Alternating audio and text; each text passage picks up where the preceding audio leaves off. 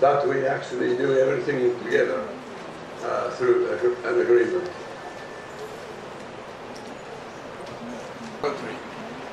And this Evolution Learning Laboratory is a 7-step process. The process is actually all around people. Because if we have a complex problem, the people who have to solve the problem are the stakeholders, not a scientist sitting somewhere in his office. So we get all the stakeholders together. If the problem, like what we've done in Ghana, for example, the problem has to do with the quality of life of women in agriculture. But then we get all the ideas from all the people, the stakeholders. In other words, the people who actually live there, the farmers themselves, the other is the government people, the people who sell fertilizer, the people who sell tractors, you know, every single person is there, was there. And then they all have their own idea, their own perceptions of how the problem can be solved.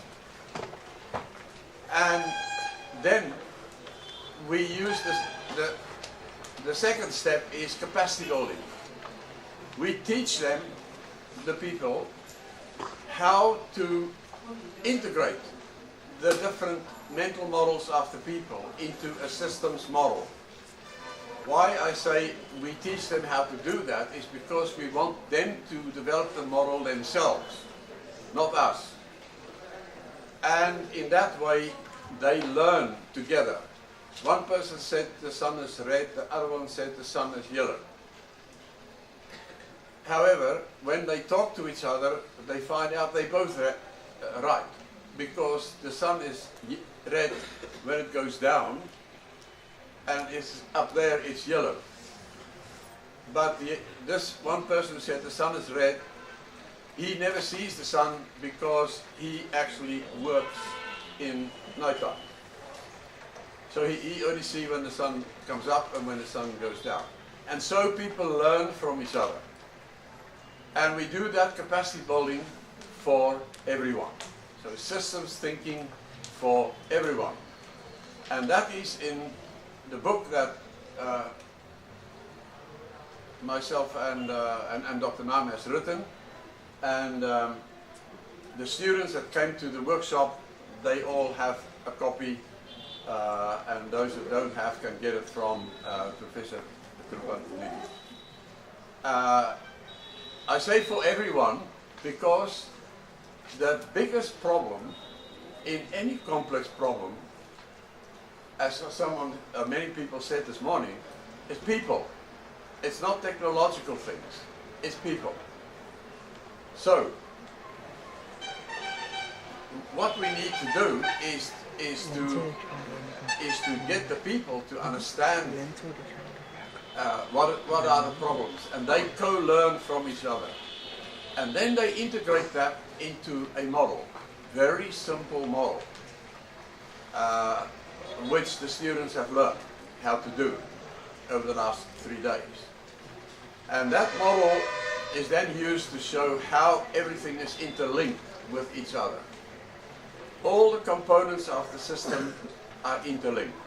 You can't just say more tourists, more money, more jobs, more money. It is more tourists, then it is, yeah, more jobs, but there's more hotels, there's more pollution, there's more this, there's more that. There's a lot of other things happening in the system as a whole. And then the next step is the fourth step of the learning laboratory is people then interpret that model. They look at the model and they learn together. What does it mean? This thing is affecting that. That thing is affecting this. And they see whether they can find the leverage points in that system. And once they have find the leverage points, then there's another tool that we use called Bayesian belief network modeling. And each of the leverage points is then studied, is then analyzed in much more detail, so that you can come to the root causes of the problem. You will say the problem is, you identify on the model, is health. The people's health in Ghana is not good. What is the root problem of that? That could be things like not enough clinics, but that might not be the root problem. The root problem might be something they don't have transport, or they don't have roads, decent roads to get there. And then when you play with those models, you actually get an idea of what are all the root causes of the problem. And then you integrate all of that together and you have an integrated management plan. How to solve your problem of, for example, the quality of life of the women in agriculture. That is one of that University Learning Laboratories is one of the leverage points because what we need is a different way of thinking. And you can take it, look at it as a boat. And the boat goes in one direction. And you want that boat to turn. We need a new way of thinking. The boat has to turn. There's a big leverage here at the back, the rudder, that can turn that thing. What are the things that will turn that boat? One is understanding how to deal with complexity, which I've just explained to you. The other one is starting with the young, and that is what Dr. Naam will talk about, and I won't say anything about that. Starting with the young, the Evolutionary Learning Laboratories, and then thirdly is education. One of the most important parts is education. And that's also why I am very interested in the area of education. And even the eco-policy forms part of our education.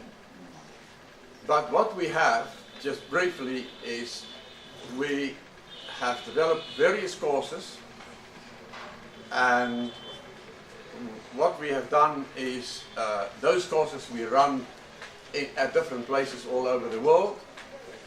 In January next year, the courses will go online, and you can actually learn all about these things online. And the book that we have written is the textbook, and you can learn and you can get a qualification by doing the course. An important factor will be for the University of Vietnam, for example, to accredit that online course so that it counts towards getting a degree. And if the university does that, then you can do the course online, and it's very, very easy because it's developed for everyone. Whether you deliver post or whether you're CEO of a big company. We infiltrate systems thinking because systems thinking is not a discipline as such, not yet. But we infiltrate by having courses that universities put into their core courses. All students have to take the systems thinking course. For example, at the University of Queensland, where Naam and I were before, all students that do agriculture and what else? Agriculture. All students doing agriculture must take the system course. And then we have it in as electives, so you can choose whether you want it and you put it into your program. And if you, in the past, we went around, I teach a lot in Japan and all those places, but in the future, from next year on, you will be able to do it online. If any one of you are interested in looking at that, just where it is, Google the word, is the Systemic Change Institute. Systemic Change Institute. Google it and you will get the website. And you can see on the website what is happening and so on. The most important thing of the education is that the university come up with graduate attributes.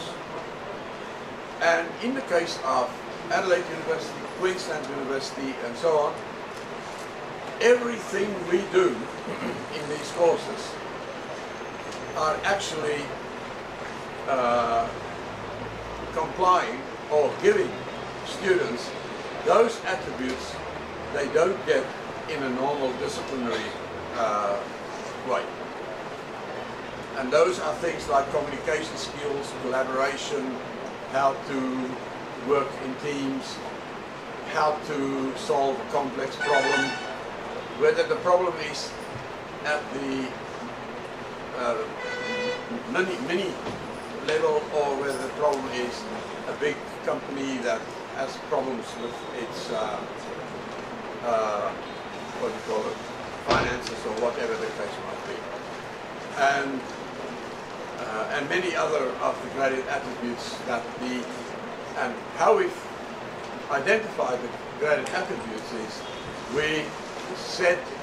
we found out from industry what do the graduates, what do they need to know to become an efficient person that can work in your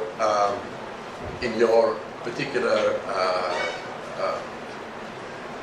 company or government department or whatever. And I think with that, I have said in very small summary what the talk is about. It's a pity I couldn't do. What I can do is I can, if you are interested, I can send the talk in PDF form to you. And you can spare. The other possibility is if you have time, Dr. Naam could give my talk easily because we work together. He can just go through the slides and he can give it if there's time this afternoon. Okay? Thank you very much. I've done it myself in such circumstances. I know it's very difficult, but you did an admirable job. And I'm sure with all the material that is available from the book and from the PDF that you're going to send, you will be able to at least go through the material again. So thank you very much, and please let us thank him again. Constraints to express your thoughts and views to our students. In this line, Sir was mentioning system thinking is not a discipline. Don't think it is a discipline, you cannot study, you cannot approach. It is a tool. It goes in all disciplines. So that's what Sir is also explaining about, much about understanding how to work out with the complexity, how to go with the complexity, how to go with the difficulties, how to understand the networks, how to get to know the metabolic pathways. So he also gave an evolutionary learning lab. And again, he has given the example of the tourism. And again, he has also explained about the capacity building. Capacity building that is most essential for the students and the infrastructure and the management. In addition to that, the problem, where does the problem lie? He says complex problems lie with the people, not with the accessories, with the people it lies. And further, Sir has taught you all the Vensin and also the Netica software. You all get acquainted with it and go for online learning of these tools as he has given Systemic Change Institution website. Thank you, sir. Multinational company. He holds Masters of Engineering in Computer Science from Indian Institute of Science. He is also fellow of IETE and is a volunteer vice chairman for professional activities of Region 10 of IEEE and is a principal lead for IEEE Indian Strategy Committee for the year 2015 and 16. And also won Outstanding Volunteer Award in 2012. He led business development for TCS in Silicon Valley, California, during 1997 to 2000. He also holds membership with international professional organizations such as ACM, GLO Gift, ASC. Earlier, he also initiated and managed the TCS research collaborations with leading universities in US. Now I take privilege to call upon Mr. MGPL Narayana to proceed his speech. Thinking for conceptual design of complex systems. It is actually by me and my colleague Supriya is here. She can add if I miss out few essence. I'm not. We're not in our head thing. Actually, this presentation we planned for 2 hours, like the one which we did in OC. But then when this opportunity came, we thought that one of us will do it. It so happened that that's me. But looks like half of me, like off the stage here. So TCS, as you know, in fact, those of you who are there in the back of it, please come forward. I may be knowing because TCS comes here regularly, and we recruit in huge numbers from this institute for our IT requirements and all. What you mostly don't know about TCS is that for the last so many years, TCS has got this cybernetic center. It's a systems engineering and cybernetic center, which we currently call Business Systems and Cybernetic Center. And this is to help our own internal clients who are TCS people to go and serve the external clients. So the idea is to equip them with the consulting methodology, and we also develop certain models and methods for competency building, value articulations, and whatnot, which are required for business development, things of that nature. In fact, the idea of TCS providing this to the solutions to the clients is to provide sustainable solutions actually, and for that we use systems thinking method. Simply put, you have to understand that systems thinking is viewing the system as a whole, right? We have one very important term that was given by our mentor by name system acts as a whole. In the whole, okay, people have to really come forward to listen to me because my voice is not that loud. So for a holistic solution, the variety of the interacting systems should be well matched. These are some of the very important things, and for systems thinking you don't need to be having all the information accurately in front of you. You have to get started with something what is available to you and build on top of that. Because most of the time you don't find the data that is accurately available to you. You have to make judgment calls and proceed with that. So systems thinking is certain times it may call for intuition. It needs experience. It needs feeling the other side of the problem. So many other things are there. Systems thinking is about involving all the stakeholders and things of that nature. The next slide I have here is about, I thought I will cover how to characterize the complex environment, what is systems thinking and approach, multi-modeling is what we call internally, because we use several models to represent a system, because every view is a different, from a different perception, so that has to be documented in a multi-modeling way, and thereby you can extract the holism of the system. And we have actually put forward a few conceptualizing scenarios. For example, the requirements. How do you elicit the requirements for a system? How do you actually represent the domain of the system? And how do you articulate the value of a system and things of that nature? But I am not in a position to discuss that because they are well depicted diagrammatically. For sure, I am going to leave this PDF file with Dr. Kupanidhi. All of you can have the best of going through that. It's very simple, and if necessary I will provide the notes that is prepared for this also. That will make it simple for you. So I will start with one particular thing. Systems thinking is not something which is coming from something outside the world. We are all born natural thinkers. It so happens that we are so much used to our curriculums and the syllabus and whatnot. We may not pay attention to think on our own. We think through the subjects that are there in front of us. So that tends us into going into the linear way of thinking. Okay, and that is what mostly has been observed also. That people are good in technically because they just follow the steps that are there in the textbook and all. I think when the real world problem is given, all the problem starts. Because to solve the real world problem, there is no single solution. There are multiple solutions. It is your experience and expertise that plays a very crucial role for you to selecting the right one. And that's where thinking through the systems really helps, because systems are integrated law. It has got the elements and it has got interconnections. This is the one which makes a big difference. So there is a very famous Vedic saying, which I already, in fact, the talk that I gave you, brief talk I gave you, luckily, those of you who followed that serves as a preamble for this talk. I said about this Vedic saying, Ekam Sat Vipra Bahuda Vadanti. All existence is one, only the learned side is many or multiple. In fact, there is a saying in the Western world which says that the whole is greater than the sum of the parts, which I already mentioned to you. They seem to be going together very well. And we also say in our Vedic literature, Loka Samasta Sukhino Bhavantu. That means to say, may all the beings in all the world become happy. This is very important, particularly when we are dealing with ecological systems. And there is in the Western side, what is strongly coming is win-win problem solving and collaborations. This is what precisely you would like to make sure that the stakeholders are given opportunities to have their needs met, so that the system as a whole gets benefited actually. So again, system acts as a whole. This is a very important principle which has to be ingrained in all of us. For example, I'll take you to the extreme cases.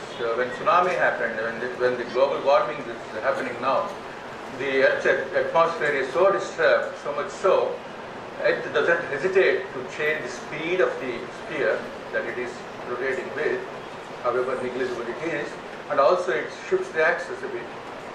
The whole idea is to re-establish the feedback loop, and that's why it holds the whole system together.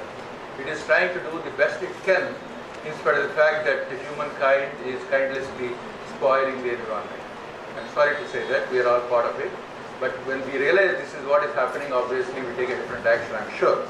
So system acts as a whole is that important phenomenon that we are somehow blessed with the kind of that particular principle in the universe. System acts as a whole.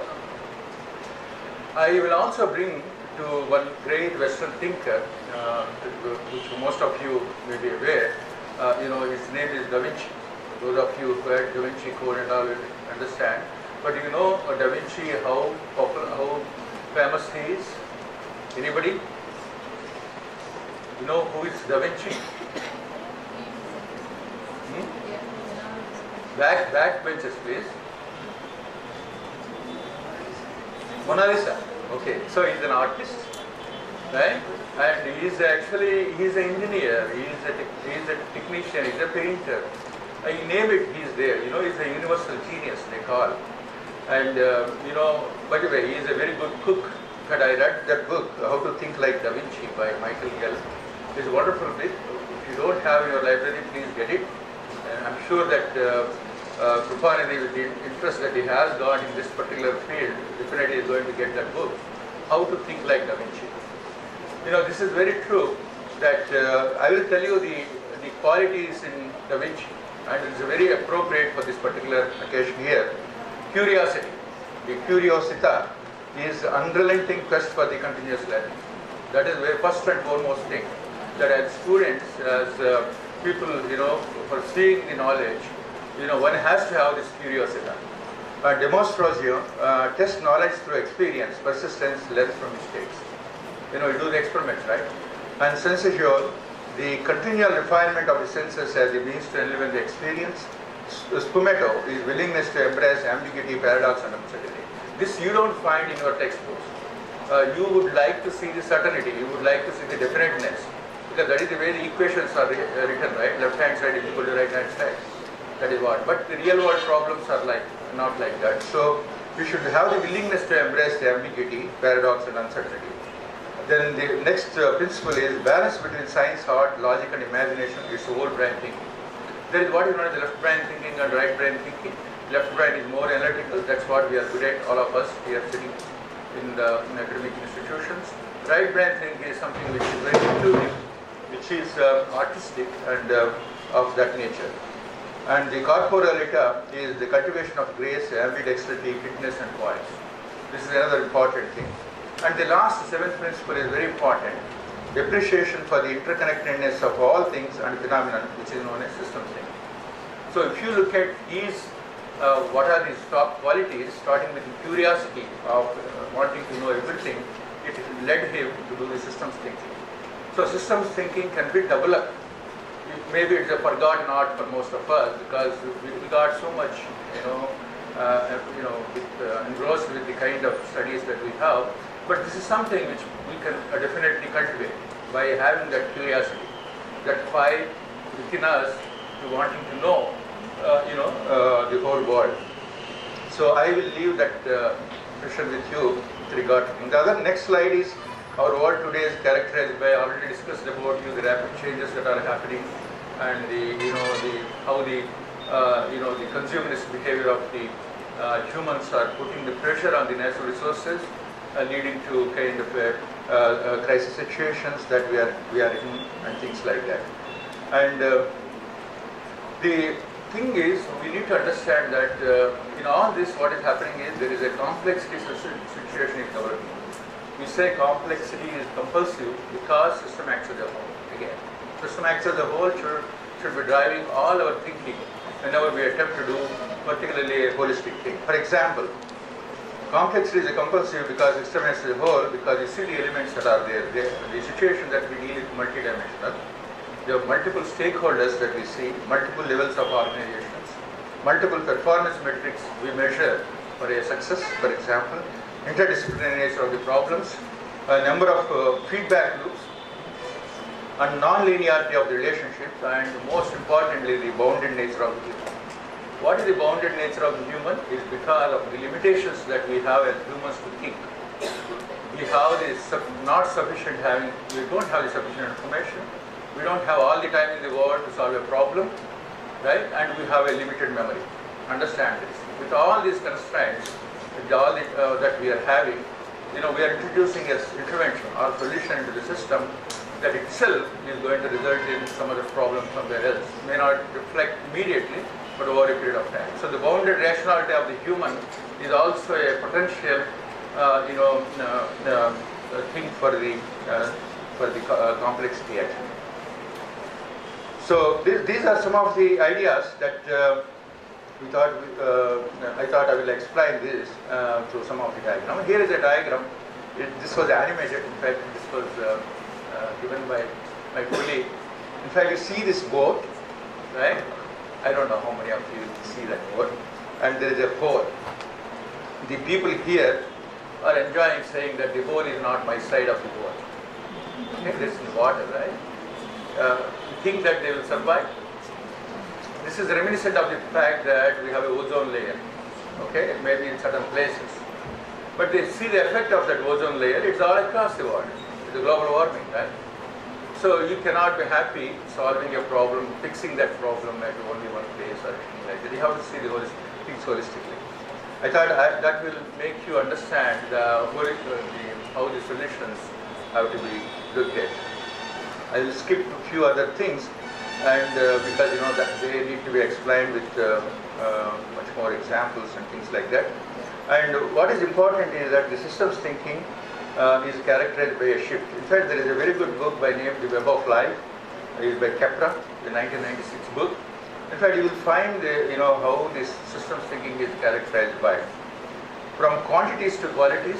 So qualitative understanding is the essence.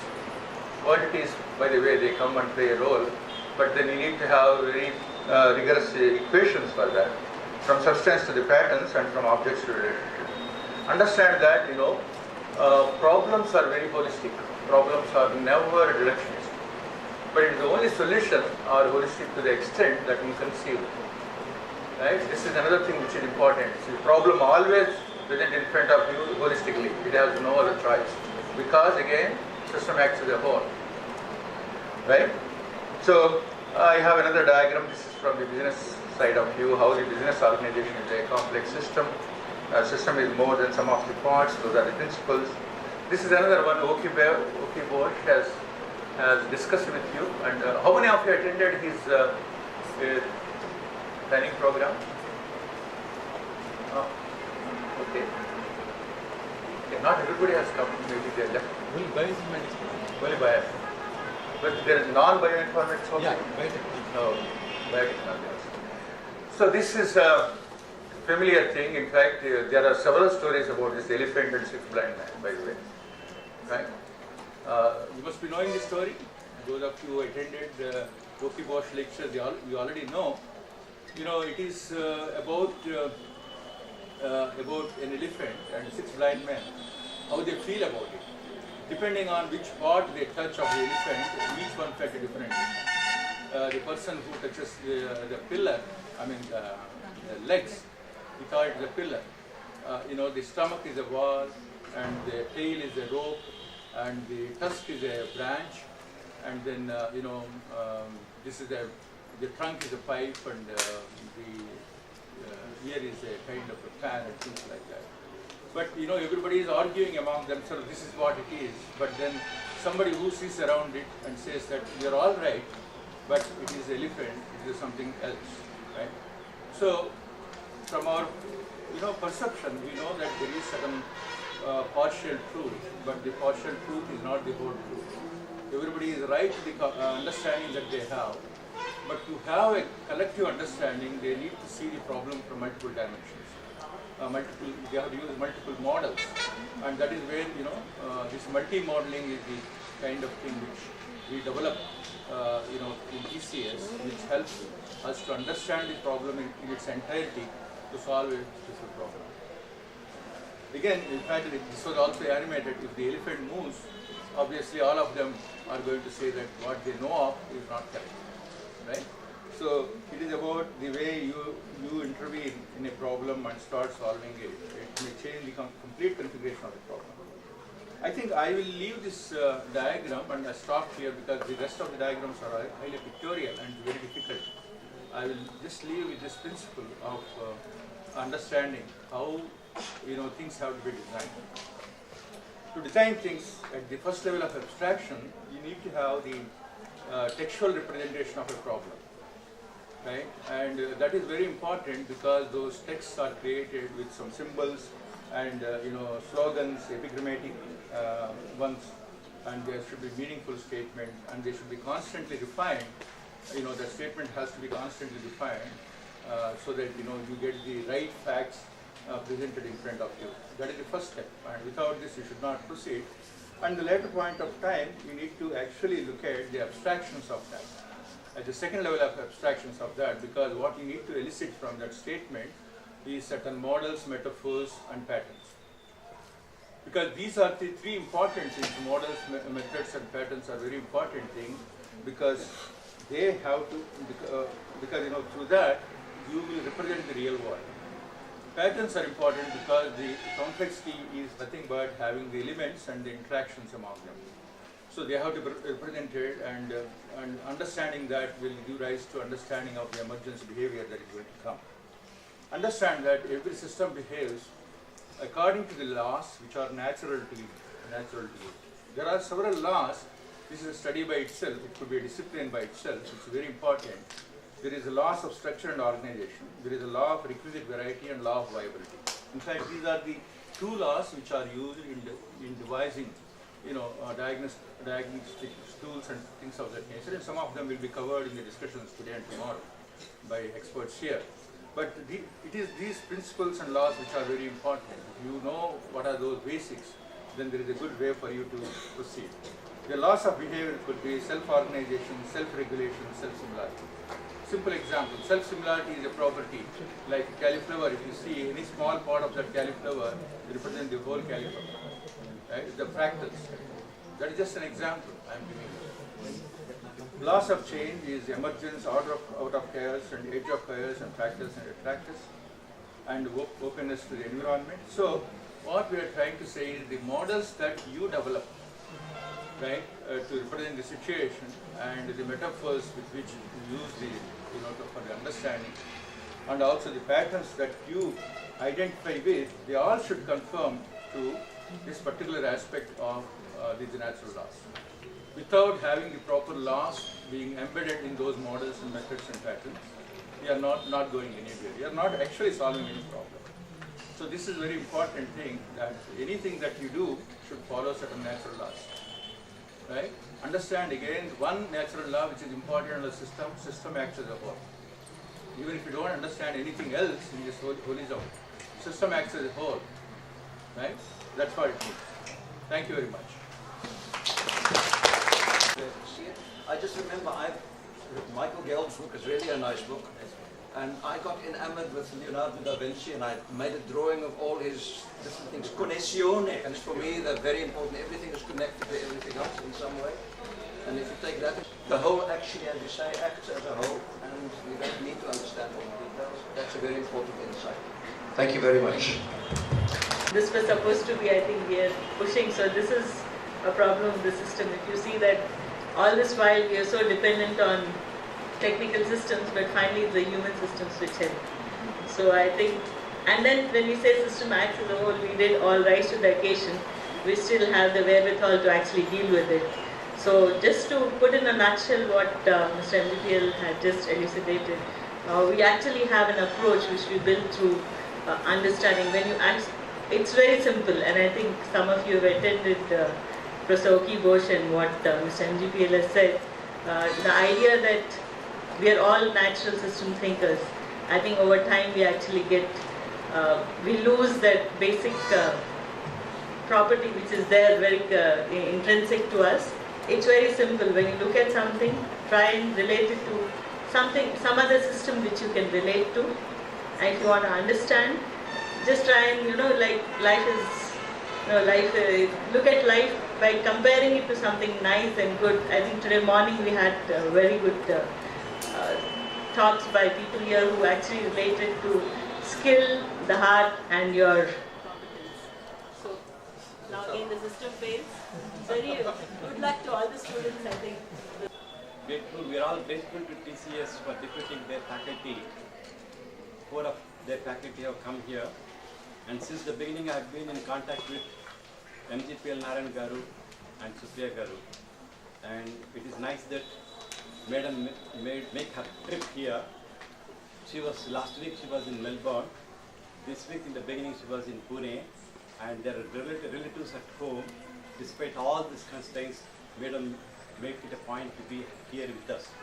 Now we are all quite familiar what TCS is. It is a big multinational company and hosting and harboring nearly millions of people, millions of young students harboring there. And now, in compliance with Loka Samastha, Supreme Bhuvantu sir was mentioning that TCS is taking care of all its stakeholders. By quoting Da Vinci painter, sir has reiterated the action verb curiosity, which is leading to the system thinking. Sir also has mentioned about the left brain and right brain, their interactions and their functions. And citing ozone layer, sir was mentioning to have holistic thinking. In addition to that, the example of elephant and 6 blind men. Sir was mentioning partial truth is not the whole truth. So with all these good things that we learned through him, that is out to him that we raise to his expectations, and we make our students to suit to TCS for any employment for all placement. Thank you. Just pardon us where we get this technology working. So in Sri Lanka we are thinking not only where should power reside, should it be more with the president, more with the parliament, more with the provinces? And in the instance of Sri Lanka there is a scare about, and many people don't talk about it, but it's now being spoken about, that if we get the devolution of power not really working well, it might reach the stage of a separation, and that is extremely politically sensitive. So the question is, okay, how do I now do this? I press, just press, and is there another of those? Pointed here, right. Oh, I think right. So the real big question is this, okay, I don't want to make it into a thing about politics or about governance, at least in the political sense. The real question I have is, how can we use this systems type thinking to inform this constitutional making process? And really, in world terms, it has not been done. So we're really, in the true sense of the word, doing research. And rather than research by way of doing something and then years later finding out here's the consequence, our objective here is, or at least my objective here is, to discuss some systems thinking principles and then say how can that better inform us. And also equivalently say, can we do some modeling so that we can find out some of the points at which the system might stress. All right, in engineering terms we call it, you know how when you put a building, you employ a stress engineer to figure out where the building might be very sensitive. So with systems, complexity, dynamics and diversity are hallmarks of constitutional making, big time. Complexity is where we've got a ton of variety, a whole level of interconnectivity between all these variables, and that makes it quite chaotic if we don't get it correct. So my objective here, at least until yesterday, was the process for building a constitution.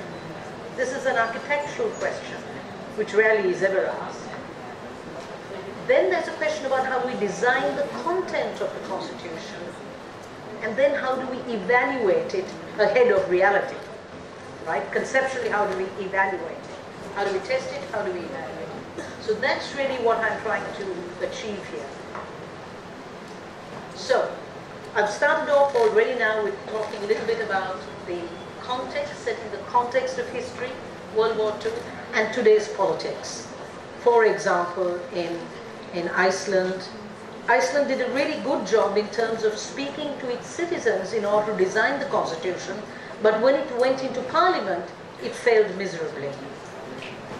Therefore, I'm adding the next part of the problem, which is how do you get it through parliament and how do you get it through referendum? That is where the people vote on it. And there are some inherent problems in people voting. And I will cover that because we've got huge complexity. What happens if you agree with a part of what is proposed and you disagree with another part? Normally it's called tough luck. You've got to make a decision. You know, it's like in court. They say, answer the question yes or no. Not, well, maybe. And then the lawyer will tell you, and the judge will tell you, answer the question. But we don't have these privileges, yeah? We want to explore systems thinking to inform the architecture of the Constitution, and that's principally what I want to talk about. Critical issues facing the Constitution when we are looking about making the Constitution and the acceptance of the Constitution. Constitutional decision-making process, I'm just going to give you an example of what's happening in Sri Lanka, and then I'm going to talk about tools for coping with complexity. And thank you to Aki Bosch, we've now learned still another one in terms of causal loop diagrams that we would want to try out. So I want to just cover this for those of you who are really curious and interested about this systems thinking. Some of you might be here because you were being sweet. You didn't want to listen to the Genome Project, although I would have thought a lot of you biotech students might have been interested. But look, this is serious stuff because in this world of ours, there is the complexity issues facing ecological, facing cultural, and I believe the Constitution falls in that bracket. And why I class it in sustainability is because you want constitutions to live really long time. I mean, the American Constitution is how old? Gary, would you know? 200 years? 300? 230. The Australian is about 200 years old. And maybe not 200 years old, really. Australia in its current form is about 210 years old. But, you know, we want things to last maybe 50, 100 years. Indian Constitution was done in the late 50s. About 1955, is it? Yeah, 1955. So, and you know, you're doing pretty well with it. I love the fact that when I came to Vignan last time, for my first visit, which was a few months ago, and I walked into your library, I've never seen it any other part of the world. Your library, as you enter into it, they've got a copy of the Indian Constitution. That is really special. In fact, I have some photographs with Sandhya and Ashwini. Are they here? No. Ah, no, ma'am. Right, okay. So, okay. So we want to cover, and I'm going to cover this, right, in greater depth, but just to start off with Teams Integrity, I'm going to show you the models there, time permitting, and then cover a few others that is of importance. And I've written here alongside it why I believe it's important, but I'm going to cover this in greater depth later. But for those of you who are curious, I've started off saying this.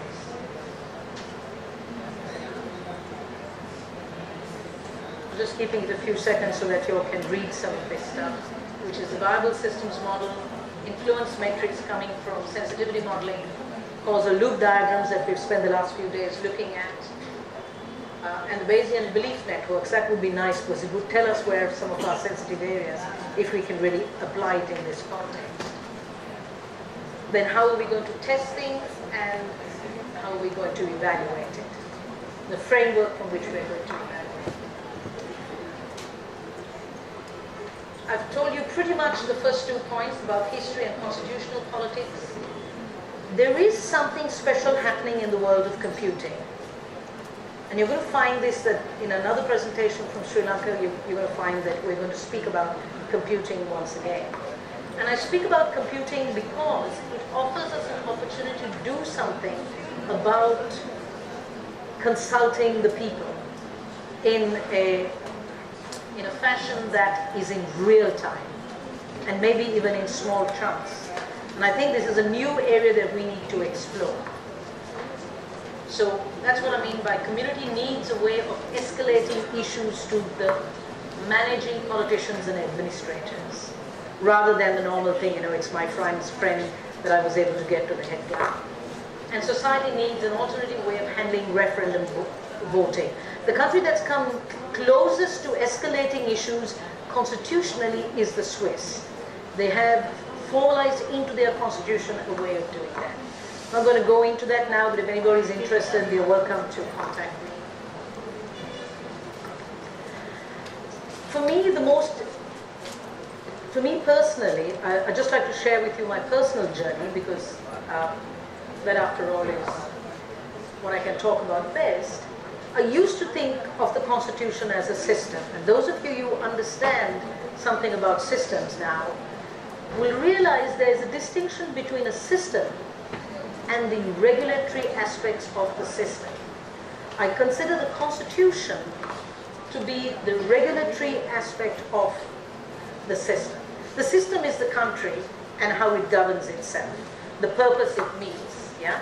And we will have people later on talk about what is the purpose of the system. Because there's a distinction between what the system does and what we think the system should be doing.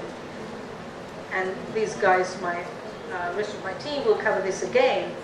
It's when there is a mismatch between the purpose of what the system is doing and what we impute, that's when we want to intervene.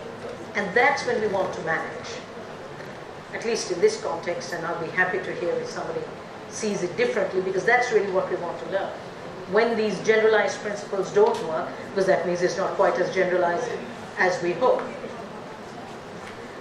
So really what we need to look in the Constitution is that regulatory instrument, to what extent can it monitor? With monitoring implicitly implied is what is the thresholds within which you want the activity to occur. Because if it doesn't, that's when you want to intervene. There is a connection, a channel of communication that needs to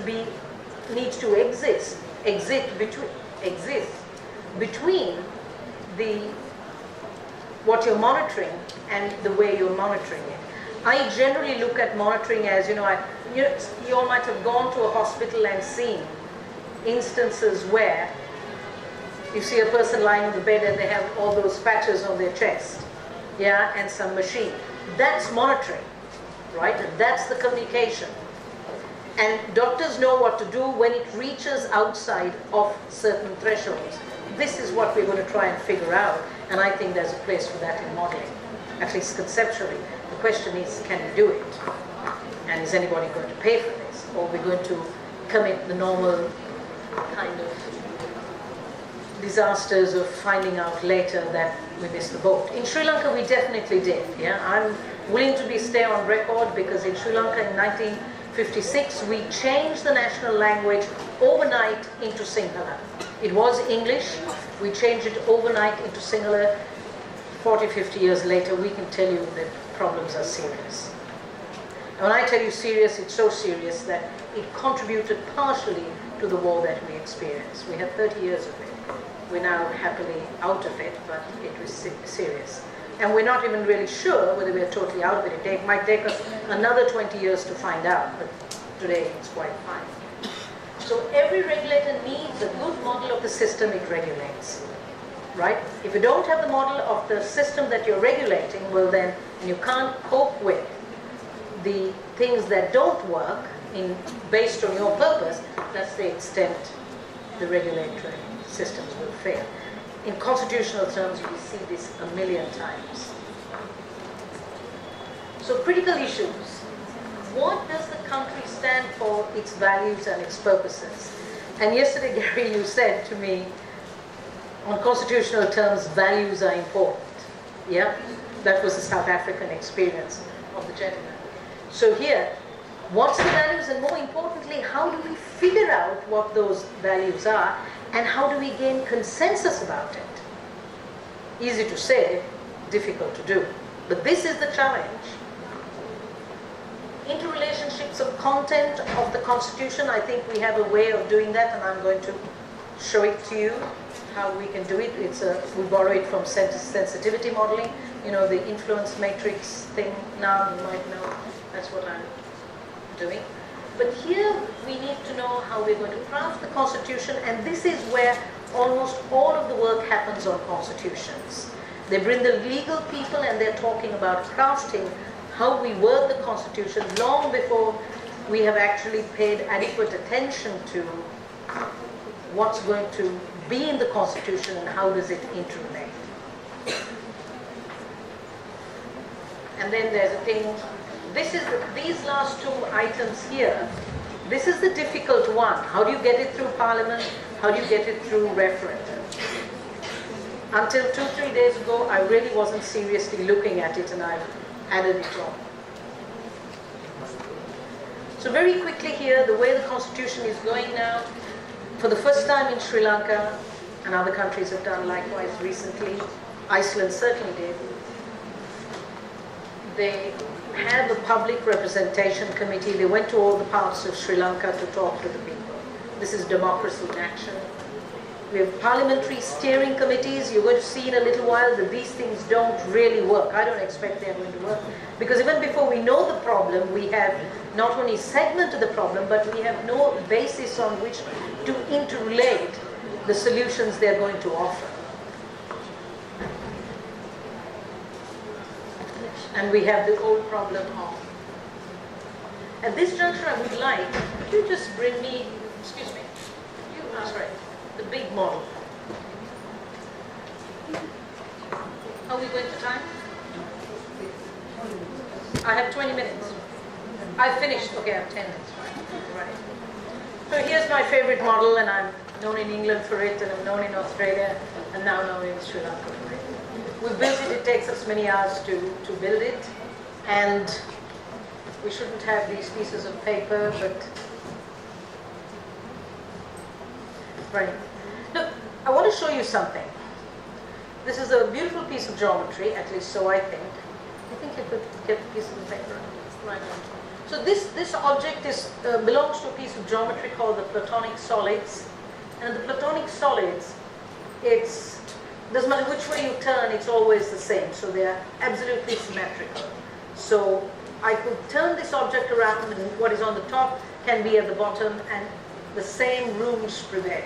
I'm going to show it to you in a second one. Right. is something really beautiful, because based on what we've done in Sri Lanka, we've had a team of 20-odd politicians, academics, business community people go and talk to all the districts. We call them districts. They're a component within what you would call a state, right? And they've asked the people, what do you think needs to come into the new constitution? Mind you, we are not talking about constitutional amendments. That means amendments to the constitution. We're talking about doing the whole thing from fresh. Many countries don't do that. They normally make amendments. But we've got to the stage that we're thinking we can't patch it up anymore, and we need some fundamental changes. This is not me saying, this is general public view or what the political world is telling us. So what they did was they went across the parliamentary, the parliament was also made into what is called a constitutional body, assembly. That means they don't have to follow the parliamentary rules. So what happened was this: they've had these public representation committee go and talk to the people, and they've now put a huge report out. These parliamentary subcommittee is now looking at various aspects. Could be how we handle natural resources. Should we have devolution? How did we handle finance? You name it. International policy, all of that. The problem is we don't have anything that looks it across the spectrum and understands the interrelationships, the old silo problem. So now what we're saying is, because we've collected a lot of information, and not only have we collected information recently, as in the recent year, but during the war years we had a lot of people come from overseas that have had conflicts like South Africa, like Northern Ireland. These are conflict-intense countries, and they've been speaking in a great monologue of how we should overcome problems.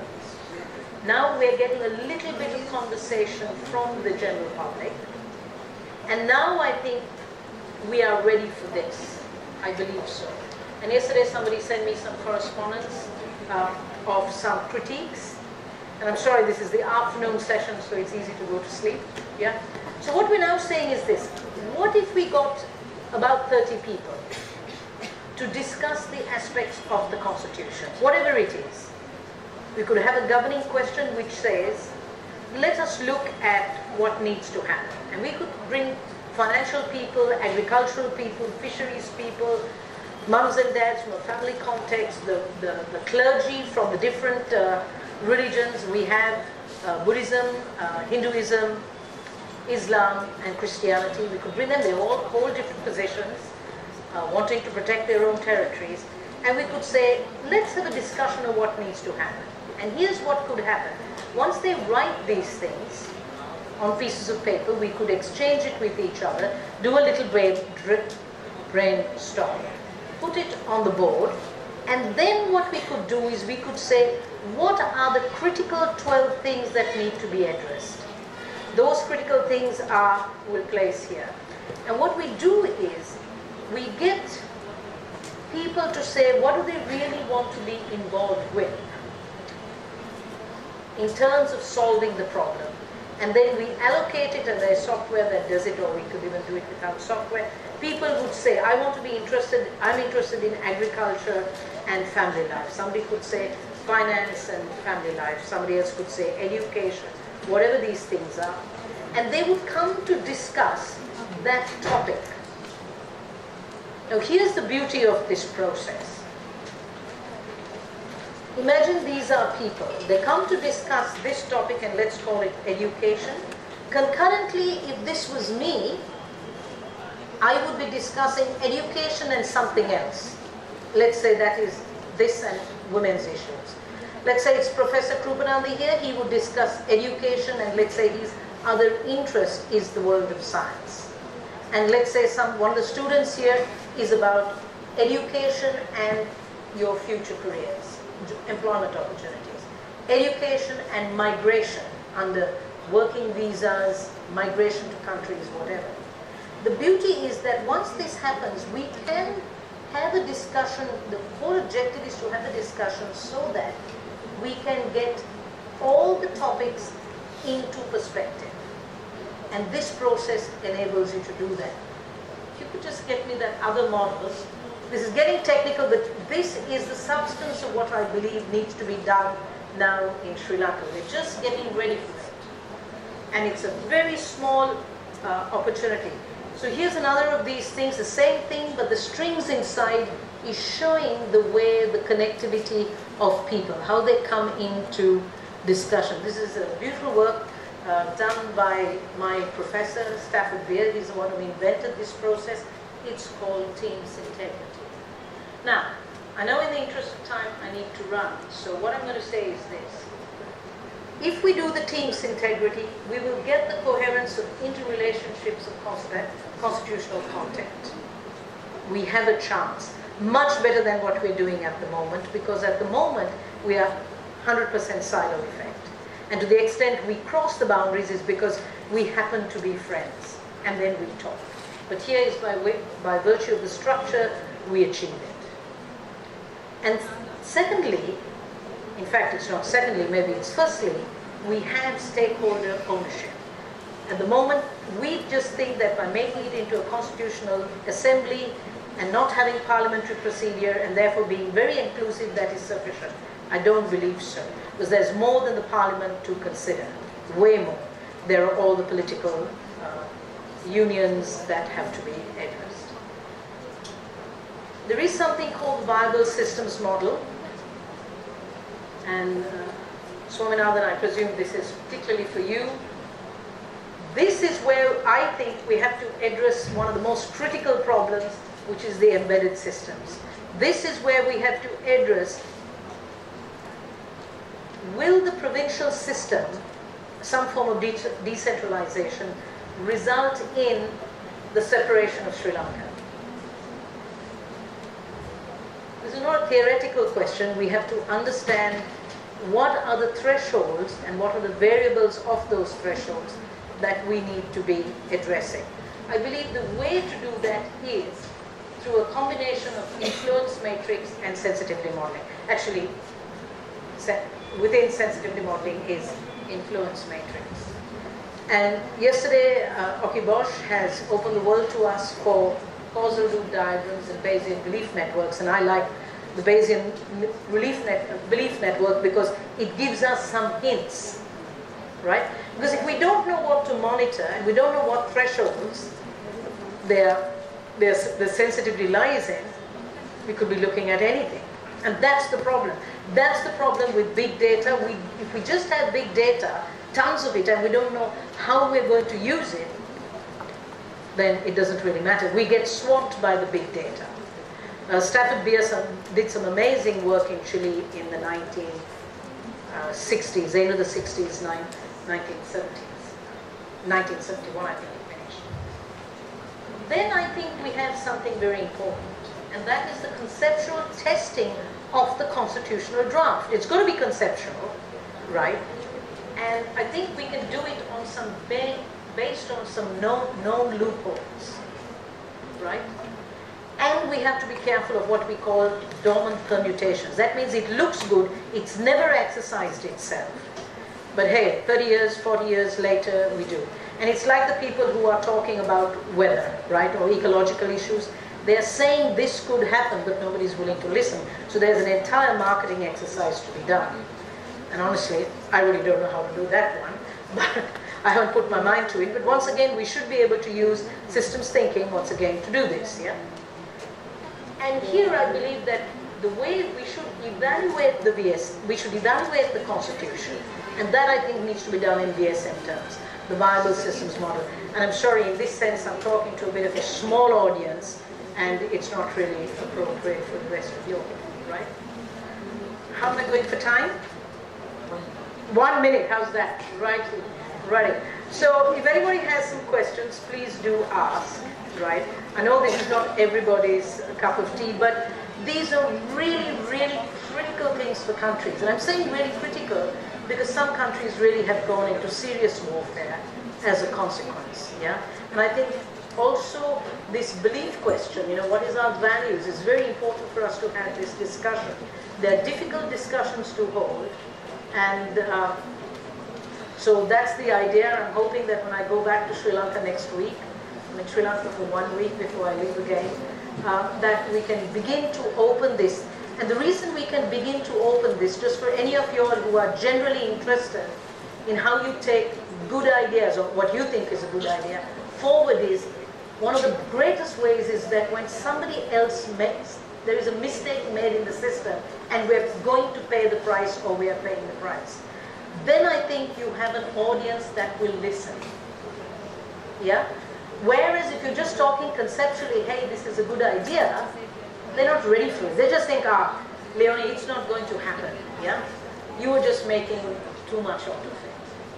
But now in Sri Lanka, they are concerned at the moment, per the correspondence of yesterday, that maybe they won't go for a new constitution, they will go for an amendment to the constitution, which is to say just a little more sweet stuff and not seriously addressing the major issues, right? So that's why I think we just might have a chance, and let's see what happens. Yeah? Remember how I spoke about the Swiss, right? There is a question that we need to ask. How do we change the constitution? Particularly if citizens want it changed. Yeah? The Swiss have a system where they sign a petition, and if they have over 100,000 people who sign it, then it is mandatory that the the parliament has to address it. So this is a very good point. You know why, Professor? Because if systems are dynamic, then the regulatory system must be dynamic. That's the question, yeah? And the question is how we're going to do that. This is why the monitoring is important. And we need to say, how do we change constitutions? Yeah? How do we initiate that change? Is it only left in the hands of politicians? Swiss have definitely decided that that's not it. The general public can sign and do something about it. You know, at the moment, Japan is rethinking its policy on, and it's become a political issue, after World War II, because they lost World War II, right? The Japanese took on a principle that the Japanese would never ever go into a war with another country. That is mandated in their constitution.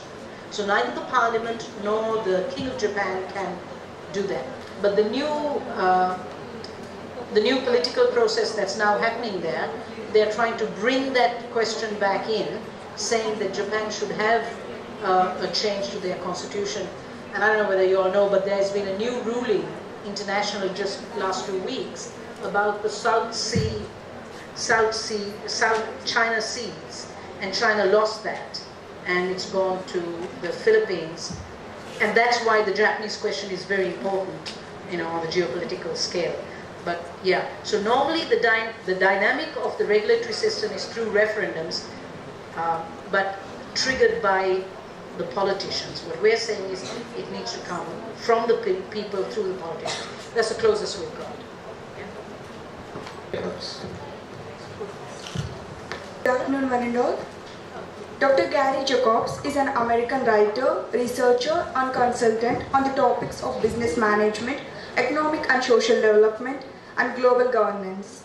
He is the Chief Executive Officer of Academy Chairman of Board and CEO of World University Consortium, Managing Director of Cadmus General, Vice President of Mother Service Society, a social science research institute in Pondicherry. Gary is an international consultant on management and economic development. He has been a fellow of WAS since 1995 and a member of Board of Trustees since 2005, serving as a chairman of board since 2011 to 13 as a CEO. He has been engaged in research at MSS on economic and social development. In 1989, he founded the International Commission on Peace and Food and served for 5 years as its member secretary, convener of ICPF's working groups on employment and on transition in Eastern Europe, coordinator of ICPF research team that evolved a strategy to generate 100 million new jobs in India. An editor of Commission's report to the UN entitled Uncommon Opportunities, Agenda for Peace and Equitable Development. His work includes assignments for small, medium and large corporations on strategies to elevate corporate levels, accelerate growth and improve profitability. He is the author of hundreds of articles on economic, business and global affairs. He has written 2 business books on the process of corporate growth, a book on Indian development, and a novel on spirituality and business. He is also a member of the Club of Rome.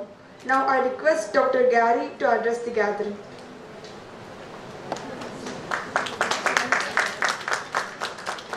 Or what?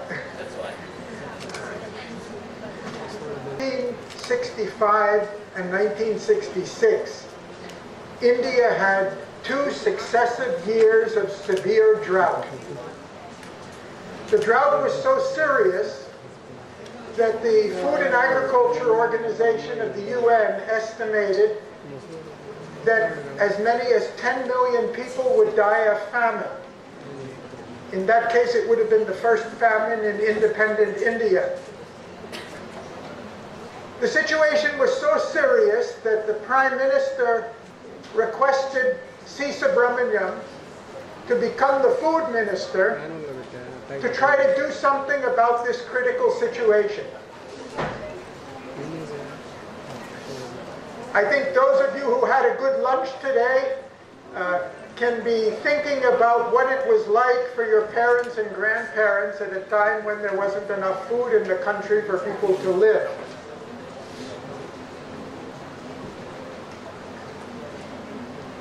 C. Subramaniam flew to the United States and had a meeting with President Johnson and said we desperately need food grains to be sent to India in order to prevent famine.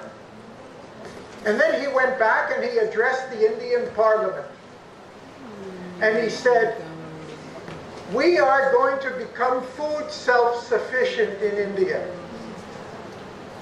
In 5 years, India is going to become food self-sufficient. And what he did is history now.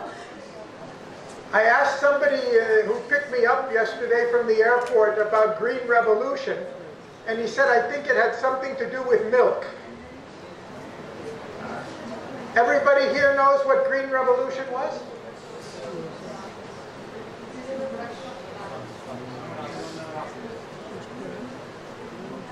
What C. Subramaniam did was he introduced the new hybrid varieties of food grains in order to raise agricultural productivity. And if that's all he had done, it would be a good example of what we call linear thinking. A good example of the kind of traditional way of solving problems. But he said, no, just bringing in new technology is not going to solve our problem. We have to look at this from a systems point of view. He may not have used the word systems, but he certainly understood the importance of systems thinking. And he said, even if we produce more food grains, if there's no market for the greater food grains, the farmers will not produce more. Because every year when the food grains increase because of a good bumper crop in Punjab, the price of the crop falls to the floor, and then the next year the farmers don't want to produce anymore. So he said, unless we introduce a national marketing organization to absorb all of the food that's grown in surplus areas and market it in deficit areas, this will not work. And then he said, it's not enough that we create a market for the food grain. We have to be sure we have enough fertilizer, that the hybrid varieties require a lot of fertilizer. And he said it's not enough that we have enough fertilizer, we have to be sure that when the grain is produced, we have some place to store it. We need warehouses built, huge numbers of warehouses all over the country. And he said it's not enough we have warehouses, we're going to need seeds to be produced in huge quantities. And so they created a National Seeds Corporation, a National Warehousing Corporation, a National Food Corporation, Indian Food Corporation, to be sure that every element of the system was in place. And when he went before Parliament and he said, this is what we're going to do, what was the response of the Parliament? They laughed. The Indian members of the Indian Parliament laughed at him. You think that India can become food self-sufficient? We're living out of a basket now. We're living on foreign aid now. And you think you're talking so big as if we can come food self-sufficient? They said it will never happen. And then he went to the agricultural scientists. And he said, this is what we're going to do. And they said, no, not in India. It will never work. These hybrid varieties were developed in Mexico. They won't be accepted here. The wheat is the wrong color. Our farmers won't grow it. Our people won't buy it. The crop won't work in this weather. It won't work. So it wasn't enough that he understood the need of systems thinking. There was something missing. How to convince the people that this will work. And so he created a national demonstration project to grow the hybrid varieties and show they would grow in India. You know where he grew the first new demonstrations? They were not in the Punjab, they were not in Andhra Pradesh. They were in the gardens of ministers in New Delhi. In all the homes of all the ministers and the IAS officers in New Delhi, they instituted demonstration project to show this will grow in Indian climate and the wheat is good and it's edible and it's tasty. And then they went and they introduced 100,000 demonstration projects around India. I'm telling you this because this is a history you should all know and be proud of. It's not enough that you were learned about the Salt March. You should be proud that India launched the Green Revolution, became the history of the world, and from India it spread all over the world. Because this man and the people with him had the wisdom to understand not only the importance of systems thinking, but something beyond that. Something through which I want to talk to you today, something that's very natural to India and not to many other countries. There's something that goes beyond systems thinking as well. He understood the need for demonstration plots, but he also understood one other need: the farmer's mentality. How are we going to persuade farmers to take up these new varieties? Why should they take the risk? Their whole life is at risk. If the crop fails, they won't have food for their families the next year. So he did one other thing. He said, we're going to guarantee the farmers that if their yield goes up, the price will not come down. We're going to guarantee a floor price for everything they produce. So this is what he did. The hybrid varieties and the new technology for farming, the unified marketing organization, the public sector organizations for seeds and fertilizers and warehousing. He coordinated all national research. Up until then, every university was conducting their own research on different topics regarding to agriculture. He said, no, we have a national emergency. We're all going to focus together on solving the food problem. And he released the initiative of the farmers. And I'm going to come back at the end. This is the critical point. There's no guarantee if you introduce a system that anybody will follow it. There's no guarantee that it will. We're talking about systems not just that work in biology, not just that work in chemistry. I'm talking about a human system where we are involved. And for that, we need to be able to touch the human being. And he did that by the National Demonstration Program and by guaranteeing the floor price. And the result was, in 5 years, India's wheat production rose by 50%. It's an incredible achievement. In 10 years, food grain production rose by 70%. India actually became food self-sufficient from 1972. I arrived in India in 1971. And I remember, because in 1972, the government of India offered to export some food aid to Africa. And the European community was very angry. How can you be giving food aid to Africa when you're so dependent on food aid from us and from USA? And government of India, Mrs. Gandhi said, no, we are not accepting any more food aid. Now we are food self-sufficient. So I want to say that systems thinking is important to all of us. Systems thinking is important not only to constitutionality and biotechnology, it's important in every walk of life. But I'd like to ask you to think about a more basic question. Why is thinking so important? You're here to learn. What are you learning here? You're memorizing a lot of things. How much are you learning how to think? What have you learned about thinking here? When you go out in life, it's not enough that you know the biotechnology in your course or the information technology. You're going to be facing problems and challenges and opportunities in all areas of your life which require you to be able to think. And the quality of your thinking is going to determine your success in life. It's as the quality of thinking in the country determines the development of the country. So I want you to spend a few minutes thinking about the way we think and the ways we can think and how we have to develop our thinking, not just to pass an exam, not just to get a job, a salaried job, but for success in family, in career, in personal happiness, in every area of your life, in voting for a constitution or for public figures or anything else. So I ask you the question, what is thinking? What is thinking? Oh, we know there's a lot of noise going on in the head. I think we're thinking all the time. But what is really the fundamental of thinking? The fundamental of thinking is that we take two or more things and we relate them to one another.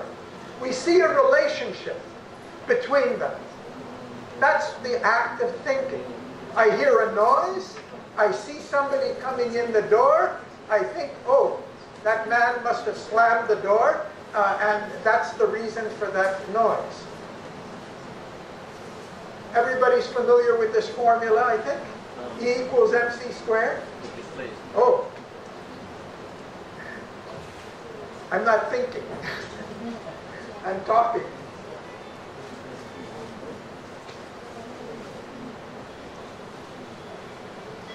E equals mc squared. I'm sure you know Albert Einstein. This was his great thought. Discovering, what does this say? It says that energy is related to mass. Related by the speed of light, square of the speed of light. What has energy got to do with mass? Mass is material, energy is immaterial. But he understood. We take it for granted now. We know that a certain amount of mass has a certain amount of energy in it. Science never knew that until he came up with this formula. We never knew that tiny atoms are filled with infinite energy until he gave us this formula. Energy, which and seems to be unrelated to mass, but it is the secret of unlocking the energy of the universe. When I was young, we had typewriters and we had televisions. And in about 1977, a young man decided to hook up not a typewriter, but a keyboard to a television, type on it with a microprocessor in between, and he created the first personal computer. Some of you know the name, I'm sure, of Steve Jobs. This was not Steve Jobs, it was his partner, Steve Wozniak. He understood if you take it was the first time anybody had typed on a keyboard and seen the results on a screen, which has become, you know what it has become. And then a few years later, now 20 years after that, somebody connected, of course, much earlier, but it became popular only 20 years later. Somebody said, what happens if we connect the personal computer and the telephone network? You get something entirely new. You get the internet.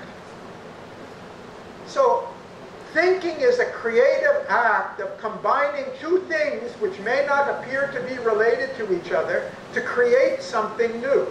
That's what Green Revolution was. They took the hybrid seeds, the fertilizers, the warehouses, the guaranteed price, the national demonstration, they put it together in a system and created something new. And today, one of the things we're talking about, and many are talking about, is what happens if we take education and we put it together with the internet? What will we get? And what will the future of education be for your children when they're growing up? So I'd like to talk briefly about three types of thinking. Because they've been mentioned already here, I'm only going to give them names and go quickly.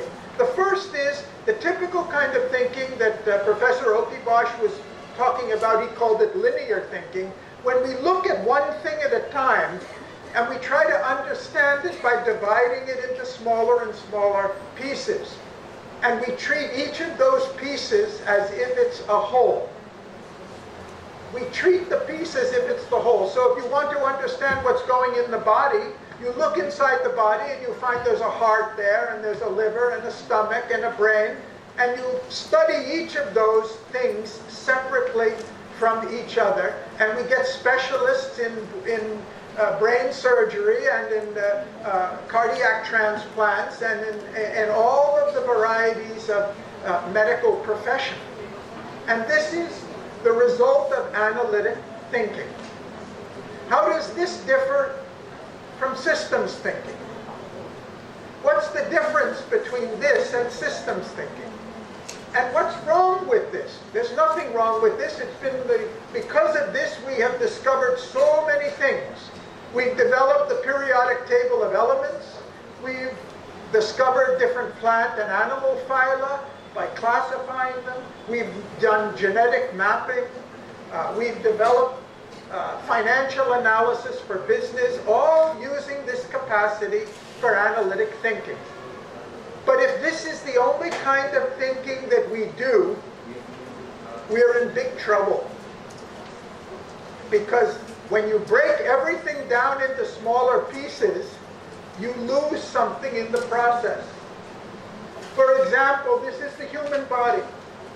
If you want to understand the human body and you really want to break it down into the smallest pieces, you can say the human body is 65% oxygen. If I tell you that this object is 65% oxygen, 10% carbon, and 10% hydrogen, what have we learned? We have learned something, but we have lost so much information. We have lost so much knowledge.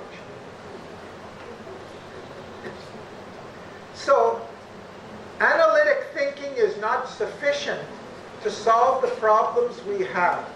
We need another type of thinking, which is what we've been talking about today. Systems thinking, or holistic thinking, or I call it synthetic thinking, where we try to see all of the pieces and aggregate them and combine them to get to the whole and discover all of the relationships between them. And you've heard some wonderful examples of the power of this systems thinking, and that's what this conference is about. Those of you who were in the workshop the last few days have heard much more, and in the other sessions we're going to hear much more about it. And this is a tremendous advance for science to begin to try to understand the world, not just by cutting it up into little pieces, but by seeing how all of the pieces fit together. And because of that, there are great achievements. All engineering has been the beneficiary of the advances of systems theory, electrical engineering, mechanical engineering, evolutionary biology, and every other related field, because that has permeating thought now. But when I was born, this hardly existed in the world. You're growing up in a new age where you're learning not just new science, you're learning new ways of thinking. But it also has its limitations, and that's what I wanted to emphasize in my closing remarks. Systems thinking does not, I believe, I'm speaking for myself, is not sufficient to answer all of the problems that we face. It's very good in dealing with material systems. It's very useful in developing vertebrae on his spine. He was paralyzed, he couldn't breathe, he couldn't talk, he couldn't move, and the doctor said that you have maximum 5 days to live. He couldn't talk, but he signaled to his sister by blinking his eyes. They worked out a code, and he said, within 1 year I'm going to walk out of this hospital. According to medical science, according to everything they understood, within 5 days he'll be dead. And within 1 year, he walked out of the hospital alive. How did the system miss it? Because the system regarded him as a physical body and not realizing he's a conscious human being with a will of his own. He happened to be somebody, a religious person who had a great faith in God, and he prayed intensely. But he had a will and determination to live. His name was Morris Goodman. You can look him up on the internet. And he's alive even today. So I think it's important when we're thinking about thinking that we learn not only what a particular type of thinking is good for, but also what are its limitations. And I've run out of time. In my closing remark, I would just like to say, because I live in India and I work with a lot of young people who are in the process of their education, I know the challenges you face today. I know the pressure you're under from your parents and your peers to excel on the exams, to take a course where you're going to get a good job and get married. I know all of those pressures. But think one thing. You get married once. You get one job. But the rest of your life, you have to be thinking and making decisions. And unfortunately, I think you're very lucky to be in a university like this, which is so open and trying to innovate and learn new methods. But the most important thing you need to develop here is the capacity to think for yourself, which is not what gets you good marks on the exam. You know, the head of human resources at Google said, it's true that the people who do well on exams, we look at that, and that we consider that. But if we want to predict who's going to be a successful employee at Google after 2 years, we don't look at their marks at all. We look at the person, the personality, the capacity of the person for thinking. So don't think if you're getting 10% on your exams that you're learning all that you need to learn. More valuable than any of that is you need to learn how to think for yourself, to think independently, and to understand the problems we have. I wish you all great success in your courses here and in your careers. And the future of India depends on you, depends on this generation that's coming up now. India has come a long way. It's got so much more potential, and it's up to you to do it. Thank you.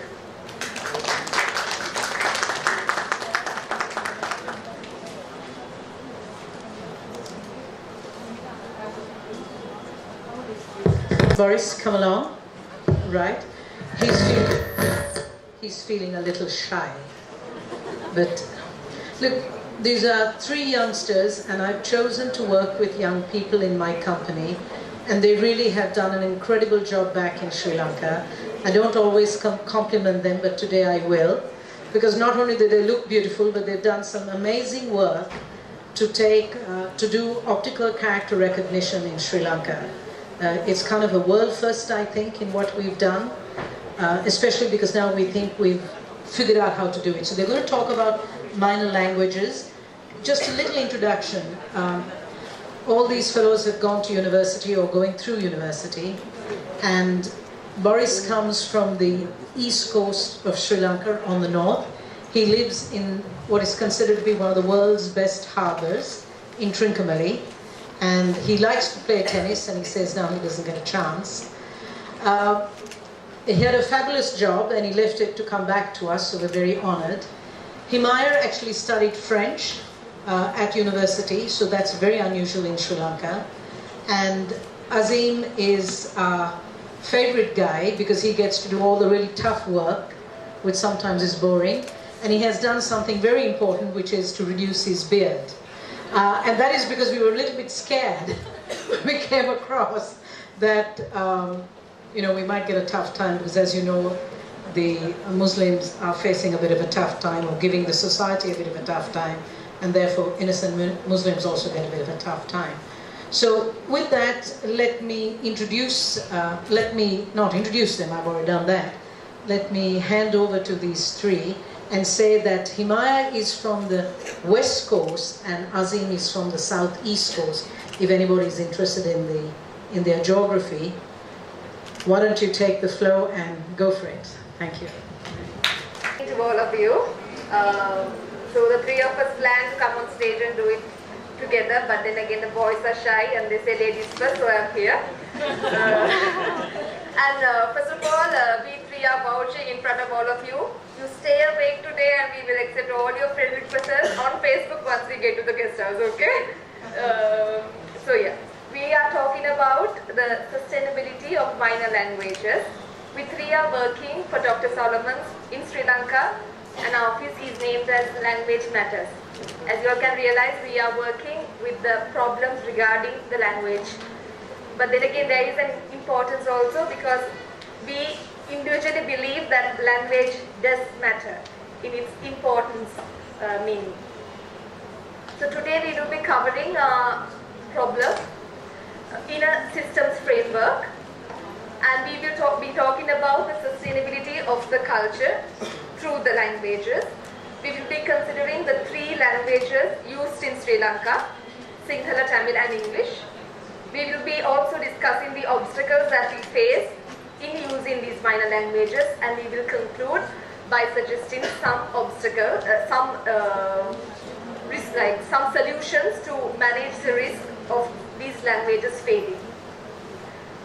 During this conference, we are talking about sustainability. What is sustainability? Sustainability is the ability to continue. And here we are talking about sustaining different systems. There can be ecological systems, economic systems, socio-cultural systems. Most of the time, we focus our attention on sustaining ecological systems. But today, we three will be talking about how to sustain the language, minor languages used in Sri Lanka, which falls under the category of socio-cultural. Did I switch it off? Techno guy, usually Boris is the techno guy, but he's with the sarong and no way he's going to come on stage when I'm here. So yeah, looking at the minor language situation in Sri Lanka in a systems framework. Just like for you all, for us also, systems has been a new idea, a new word. What is a system? What does a system mean? How do we identify a system? What are the characteristics of a system? So let me try to point down few characteristics which we feel that would help us and also including you to understand what a system is. A system is something which is dynamic. It is always changing. This change can be very subtle, meaning we cannot notice it like at once, but it can also be very obvious. We will be able to notice a change within a second. Systems, the components of a system are always interconnected and interrelated. For those who participated at the workshop conducted by Professor Oki Bosch, remember we spoke about a football game, the football match system. So there we consider the football, the players, the ground and all of that to be the components of the system. So meaning all those components are interrelated. And then again, it is not just the components which are interrelated, but also the different systems are interconnected to each other. Because as we have been listening today, everything is all connected. It's in the nature's eye. It's just that we humans are dividing it to different systems. there are different states of the system. Like a system can be like one thing at the other time and different at the other time. Like I am standing in front of you all like this as a different state. I can just do something like this and the system changes. And each system has a purpose. This purpose will define the system, will define what the system is supposed to do. There are two perspectives when we consider the purpose of a system. If the purpose of a system can be what the system does, then it also can be what we want the system to do. So, if the purpose of the system, of what the system is doing, is matching the purpose of what we are doing, we do not have a problem. We can let the system do what it is till it does what it is. But then again, if there is a problem, meaning what we want the system to do is not being happened by the system, then we have to intervene, or rather we have the option of intervening. For this, we can use the knowledge that we learned through the workshop to understand the different variables of the system, to understand where we can change it, where we can balance it, how to connect it, where does it highly affect something.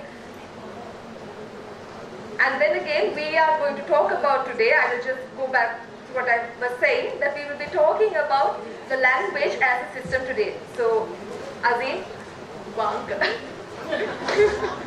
That's all I know in Tamil. Okay, hereafter no Telugu replies because I don't know Telugu. About the minor language subjects, and I can start now.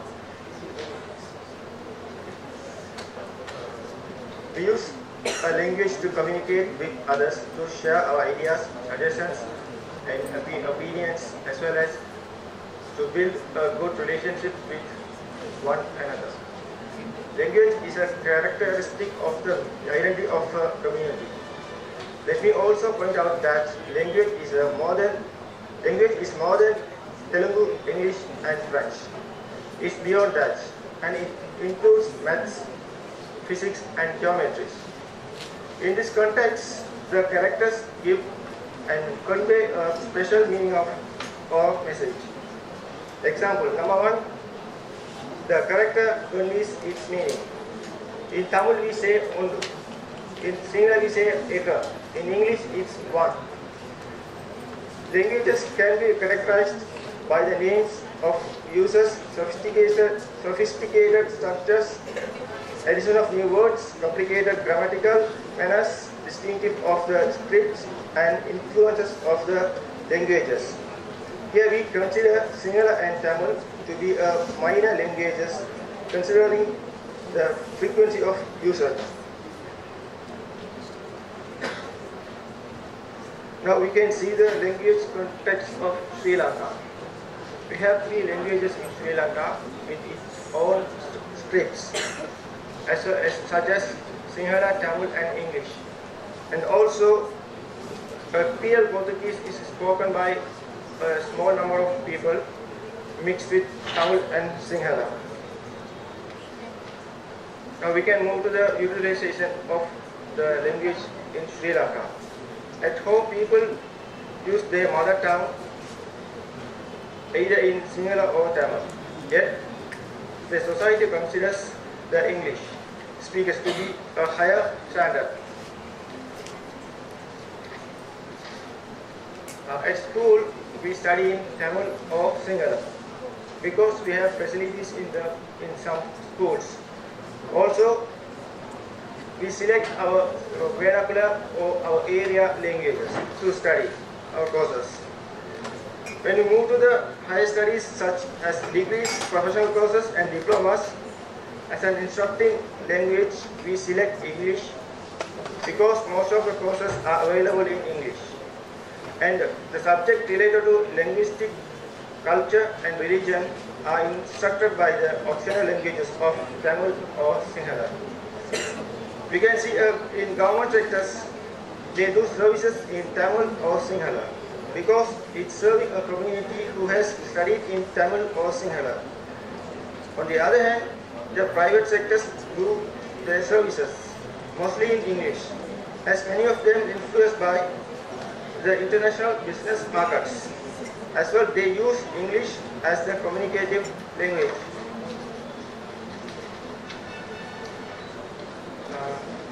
Why do we need such a language? A community is recognized by its mother tongue and culture. Both these show a community or a person's originality and identity in a particular country or an area. In order to get services from education, public service, commercial and judicial sectors, a community must use their minor language or vernacular. If they don't have option to conduct these activities, it will make many problems to them. Now we have understood sustainability of a vernacular or a minor language is important to conduct the daily activities in the public, private and unofficial sectors. As we consider language as the system, there are different components in it, such as script, vocabulary and grammar. Therefore, we have to differentiate the components which we consider mostly. We have to consider what should be sustained, vocabulary only, grammar only, or script only, or all these three. To make business activities easy as well as to deal with local and international markets, private sectors prioritize English to approach with their customers. Because of this, minor language are considered as unnecessary. For example, you can see in the local products, the advertisement labels will be available in English. As well as social media such as Viber, Facebook, and WhatsApp are also using prioritizing English to access with others. Today, the world of computers is not supporting minor languages. Most of the software introduced and the packages use pure English. Therefore, it's a disadvantage for the minor language user. When the minor language are used in computer software and the latest electronic devices, the programs don't support the variations of the language. There is a high percentage of language excepts being forgotten in computer. How can we overcome these hurdles? We should always promote the vernacular minor languages as much as possible and should not allow competency of languages, and the number of users of the language must be reduced. The vernacular language should have the ability to grow in its vocabulary in today's world. It should be able to cater for the latest terms in various fields. We should try to discourage the common usage of mixing English suffix and prefix in English to preserve to reach the minor languages. Translation and linguistic softwares should be introduced, and computers should assist minor languages comprehensively. The minor set of the people in the community should be favorable towards the usage of vernacular languages. Dhanyawadalu. Max uncomfortable level. Never done this, but since everyone is majority is the youngsters, we use that WhatsApp, Facebook Messenger. Even though we use our own language to chat, how many of us use our own scripts? Including me, I know Tamil, Sinhala, English. Even though I type in Tamil, the language is Tamil, the script is English, because we don't have the script in the electronic devices. That's one of the problems we are facing in order to sustain the minor languages. Minor languages are fading away because youngsters like us don't have access to use it. And even though they have introduced our scripts inside the computer, the Microsoft and the Apple has done terrible mistakes. In order to combine the characters, when it comes to 3-digit letters, 2-digit letters, it does not combine properly. Gives transposition error, expansion error. When we try to put space, backspace, totally mess up the whole document. Can't use our scripts. So in order to overcome these kinds of problems, what can we do is, in Sri Lanka, the standard institution is Sri Lankan Standard Institution. We have the standards for the language and the language-based software. We need to strengthen and strict these standards in order to eliminate the glitch and bug in the software, language-based software. And then we come across, many of us use Microsoft, many of us use Apple. So in order to get this thing done, we have to check every phone and every combination with Microsoft, Apple, Facebook, WhatsApp, Messenger. By testing it all across the system, we will get this right. And let's go to the village sites where the farmers live and the middle class people live. They use ordinary Nokia, still have that Nokia old phones. How many of them have their own language in their keyboards? None of them. 2 or 3 mobile companies in their mobile phones, just let's say 5 different models, they have our scripts, our language scripts, such as Sinhala. I have sometimes seen Hindi scripts, but Tamil, Telugu, never seen one. So we can stimulate the government to reduce the tax. When they come and sell in our country, we will say, we will reduce the tax if you put our language inside your mobile phone, inside your computer. We will reduce the tax. We will help you do it. Next, please. Okay. Not only we introduce the system and build the system, we have to stimulate the people and the users to use it, especially the media. I am not sure about the Telugu media in India, but when you look at the Tamil Nadu, Sun TV, Suryan FM, they are using English words when they read the news. I know a girl studying biotechnology here, so she's from Coimbatore. I asked, "Eppadi irukkinga?" which means, "How are you?" She said, "Super fine."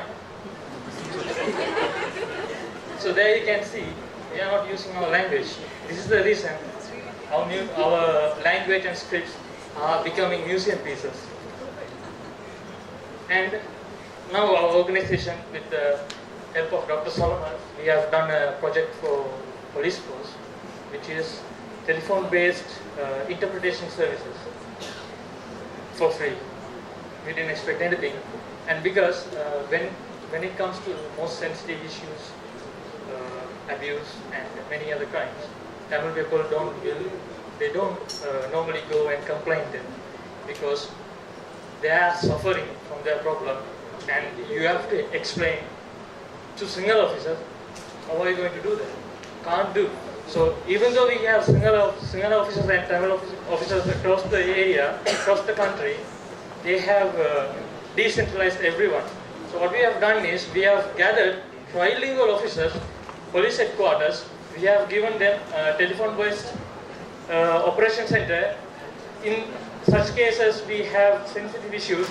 All of these local police stations are connected to headquarters, and we will do online translation services for free.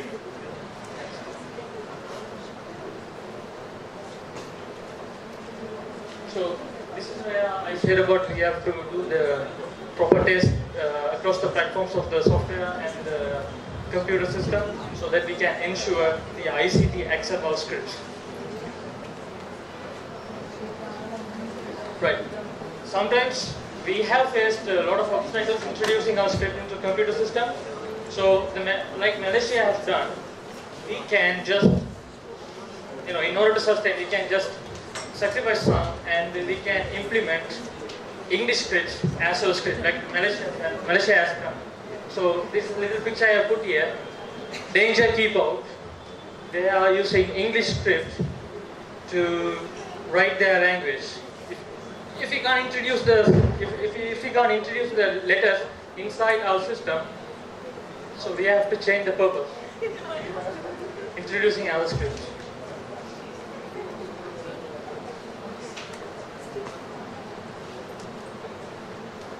So the language is not only the language, but the medium to communicate. This is the cultural identity for most of us. Cultural identity will be seen in these areas: dance, food, clothes, and thank you guys. Please sustain our language, use our language. Just don't be shy by using our mother tongue. Yeah, stay by to English. Organizational systems. Her consultant is based on systematic participative methodologies in Colombia. Her research interests are in design, development, evaluation of management, and organizational systems. She delivered courses in innovation, systems management, business administration, information systems, and strategic planning. She is the author of over 30 publications in management, organizational, and information systems. She has been involved in several seminars and consultant on applications of systems methodologies in the area of organizational development and management evaluation in a variety of Colombian, Mexican, Peruvian, Venezuelan, Ecuadorian, and American companies on organizational assessment and the establishment of export plans. She received Portfolio Prize in 2007. She was honored as the best teacher in Colombia and received first prize of the photography contest. Now I take the privilege to call upon Dr. Clemencia Morales Montejo to deliver her speech. Thank you. I am really happy to be here. For me, India is an explosion of colors, of food, of people, of everything. And it is really a nice experience for me. Andarakiri, no, Andaraki Namaskaram. I hope that is all right. Okay. I'm going to speak to you.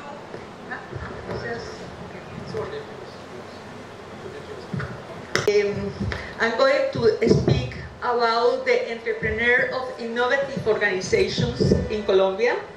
I have been dealing with the organization for all my life, and I try to apply systems to evaluate and diagnose the organizations.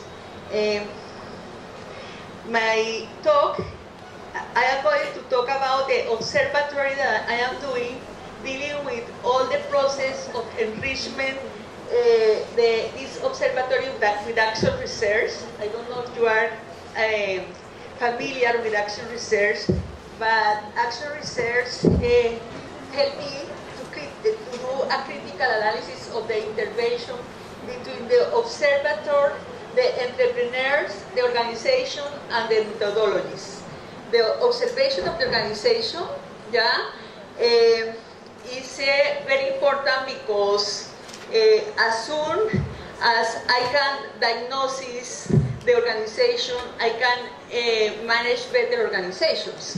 And for example, if I speak about the organizations, and I also consider the methodology and the entrepreneur, I can construct a better methodology than I start to use the methodology to learn how to use this methodology to improve the methodology and to refine the methodology.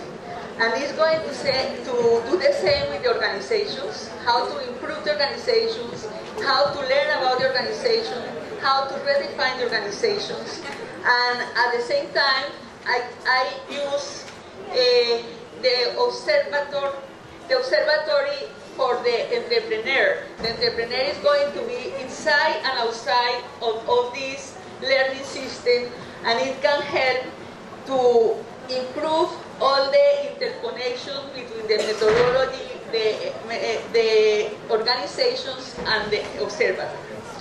Because we are really short of time, I want just to talk about the graphs, but it's very interesting because when you are building the observatory, you observe, gather information, compare, assess, understand, reflect, learn, and improve about all this together. And because of that, I can have much better organizations. The interesting thing here is how action research helps. Action research is defined as a participatory democratic process concerned with developing practical knowing in the pursuit of worldwide human purposes grounded in a participatory worldwide which we believe is emerging at this historical moment. It seeks to bring together action and reflection, theory and practice, in participation with others in the pursuit of practical solutions of pressing concerns to people and more generally to flourish of individual persons and their communities. At the end, the most important things with this methodology is try to build the interaction between the organization, the methodology, and the entrepreneur, and try to build the best kind of organization that it can help in the future for any purpose. For example, when I try to look at with different system theory and methodologies, the thing that I try to do is how to use these methodologies for diagnosis and for design organization. For example, in the business design, you can see there is a viable system model. In the business structure, I can use the interconnected to see the organization as an organism. Yes, see what is happening if you consider all the system as a community. Also, in the implementations of the model, I'm using Checkland methodology, and Checkland methodology can be used as a design and also as a diagnosis methodology. All of these are concerned with the entrepreneur. The entrepreneur can be the observer of the system, and because of that, it can be inside or outside the system. And the thing that I'm doing is to use 2 books that I have been writing about this theory, how to evaluate the organization, that is to see the organization's diagnosis using indicators, yes, through the viable system model and in different cases of organizations. And also, sometimes when the organizations grow, they mature and they go down or they transform in a loop that I can produce with the book. That the book contains a lot of questions, and when the people answer these questions, they are thinking what is going on this kind of organization. The second book is the book for design organization. This is the entrepreneur, how they, from the idea generations, go through, start to build some startups, organizations, yes. And also this book contains a lot of questions that if the entrepreneur is going to answer, he can produce different kind of organizations. At the end, yes, I can have all the diagnosis and the designs for the organization through this methodology. And it goes from the idea generation to the startups, to know how to grow up the organization, how the organization are going to mature, how they go down, they grow down, or they transform in this loop.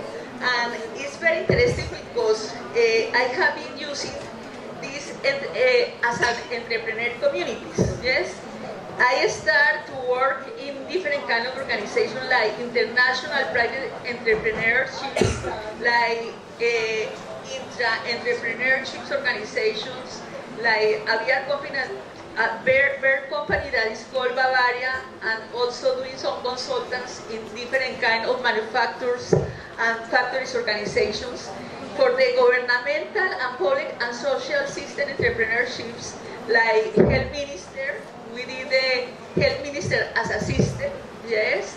Intercol Carbocol, that is a company that I have been working there for 8 years. And the research institute, like Institute CER, Fundación Saldarriaga, that is a governmental organization. Another organization that are the technology-based organization like Conciencias, Telecommunications, and the Minister of Technology. Also, another organization who is dealing with different kind of energy. Yeah, we have the green energies that we can to improve, and we are building some interesting new organization in this field. Another important thing here is how to create learning environment through the universities, the different universities. I am working at the university in Mexico, in Colombia, and in Peru, try to develop this loop, yes, and how to enrich this observatory. And it has been interesting, the results, because I have a lot of results here that now from this conference I think I'm going to use OKI methodology to develop, to use how one of the results influence the other result, and see the interrelations between the observer, the methodology, and the entrepreneur. I don't know if you have any questions, but I know that we are running, we have very short time, but I can go through. I don't know if it's, maybe we can have questions after. I don't know, what do you think? Danya Bagdamuli, he is student now. Okay, thank you very much for your attention. That's a fantastic exchange. We might get everybody to come and exchange certificates out here. So I need to speak to Dr. Clemente for you. A beautiful piece of memorabilia for you from the university. Writing. Congratulations. It even matches your beautiful flowers. Okay. Boris Lapin.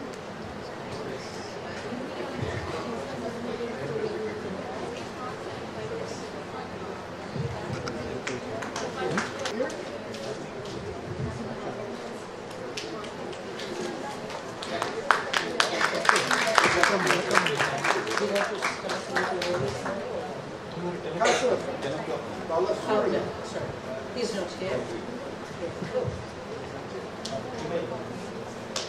What about your piece of paper?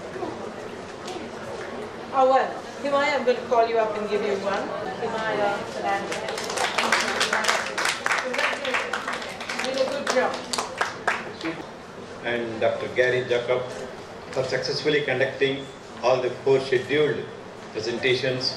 Today, in the afternoon, Dr. Leonie spoke, and also Dr. Gary presented, and Mrs. Himaya and others also have presented. And apart from that, Clemencia, the last talk was completed. So now we conclude, and we'll be having the cultural program in another 5 minutes in the same hall. Thank you. Bharat Mata, Mother India or Bharatamba, is a national personification of India as a mother goddess. She is an amalgam of all the goddesses of Indian culture and more significantly of goddess Durga. She is usually depicted as a woman clad in a white sari holding the Indian national flag. A Hindu deity is considered a revered royal guest in his temple and should be offered all the 16 hospitalities like offering arti, vastram, gandham and others. Among these, music and dance paramount in this form of worship. God is both a personal guest and a cosmic presence, welcomed simultaneously in one's home as well as in one's heart in this holy land of India. Kuchipudi is an Indian classical dance originating in Krishna district, Andhra Pradesh, but popular all over South India. But the performance usually begins with the stage rites. Then each of the character comes on the stage and introduces the identity of the character and sets the mood. The drama then begins. The dance is accompanied by the song typical Carnatic music. Bharatnatyam is a form of Indian classical dance that originated in the temples of Tamil Nadu, dancing the heavenly version of what is known on earth as Bharatnatyam in the most essential sense. Thus, many Hindu temples traditionally maintain complements of trained musicians and dancers. Mohiniyattam is a classical dance from Kerala. It is considered a very graceful dance. The dance involves the swaying of broad hips and gentle movements, erect posture from side to side. The vocal music of Mohiniyattam involves variation in rhythmic known as Cholu. The performer uses the eyes in very coy, sensual manner to enchant the mind without inducing the senses. Odissi, also known as Odissi, is one of the 8 classical dance forms of India. It originates from the states of Odisha in eastern India. It is the oldest surviving dance form of India. This dance is characterized by various bhangas, which involves stamping of the foot and striking various postures as seen in Indian sculptures. Kathak is one of the 9 forms of Indian classical dance. The dance form traces its origin to nomadic bards of the northern India, known as Kathakas or storytellers. Its form today contains traces of temples and bhakti movement. The structure of the conventional Kathak performance tends to flow a progression in tempo from slow to fast. Ending with a dramatic climax, often performer will engage in rhythmic play with time cycle. Manipuri dance is one of the major Indian classical dance forms. It originates from Manipur, a state in northeastern India on the border with Burma. Manipuri dance is purely religious and its aim is a spiritual experience. Not only is dance a medium of worship and enjoyment, adored to the divine, but indispensable for all socio-cultural ceremonies. From the religious point of view and from the artistic angle of vision, Manipuri classical form of dance is claimed not only to be one of the most modest, softest and mildest, but the most meaningful dances of the world. Ganesha, also known as Ganapati and Vinayaka, is one of the best known and most worshipped deities in the Hindu. His image is found throughout India. Hindu sects worship him regardless of affiliation. He is known by many attributes. Ganesha is widely regarded as remover of obstacles, the patron of arts and science, and deva of intellect and wisdom. As the god of beginnings, he is honored at the starts of rituals and ceremonies.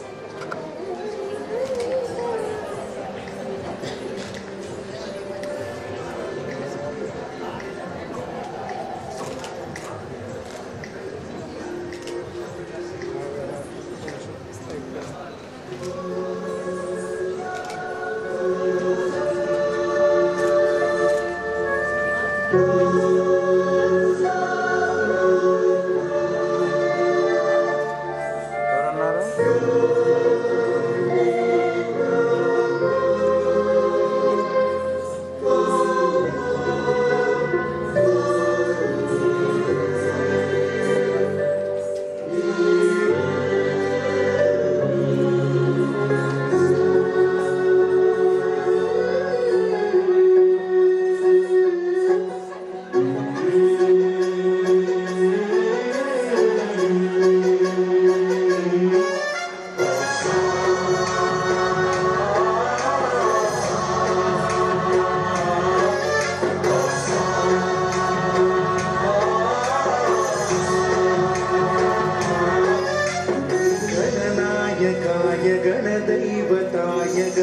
गणाध्यक्षाय धीमहि गुणशरीराय गुणमण्डिताय गुणेशानाय धीमहि गुणातीताय गुणाधीशाय गुणप्रविष्टाय धीमहि एकदन्ताय वक्रतुण्डाय गौरीतनयाय धीमहि गजेशानाय भालचन्द्राय श्रीगणेशाय धीमहि एकदन्ताय वक्रतुण्डाय गौरीतनयाय धीमहि गजेशानाय भालचन्द्राय श्रीगणेशाय धीमहि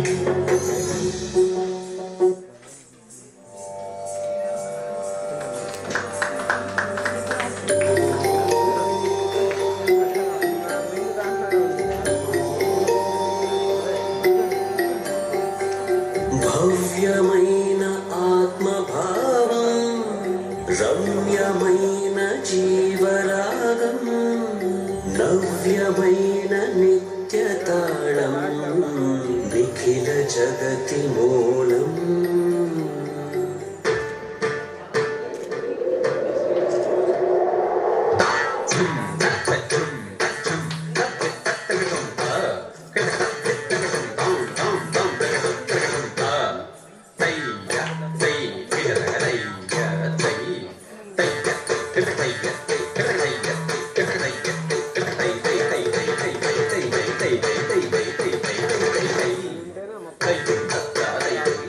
Hey,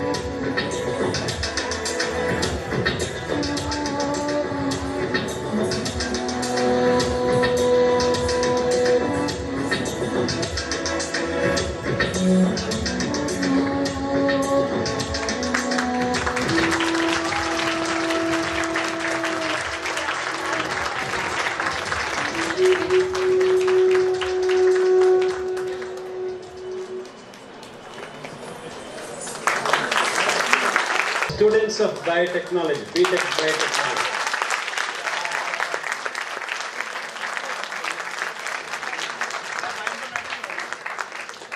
All belong to the students of biotechnology. None of them has been hired. They have been practicing it just to display before the experts.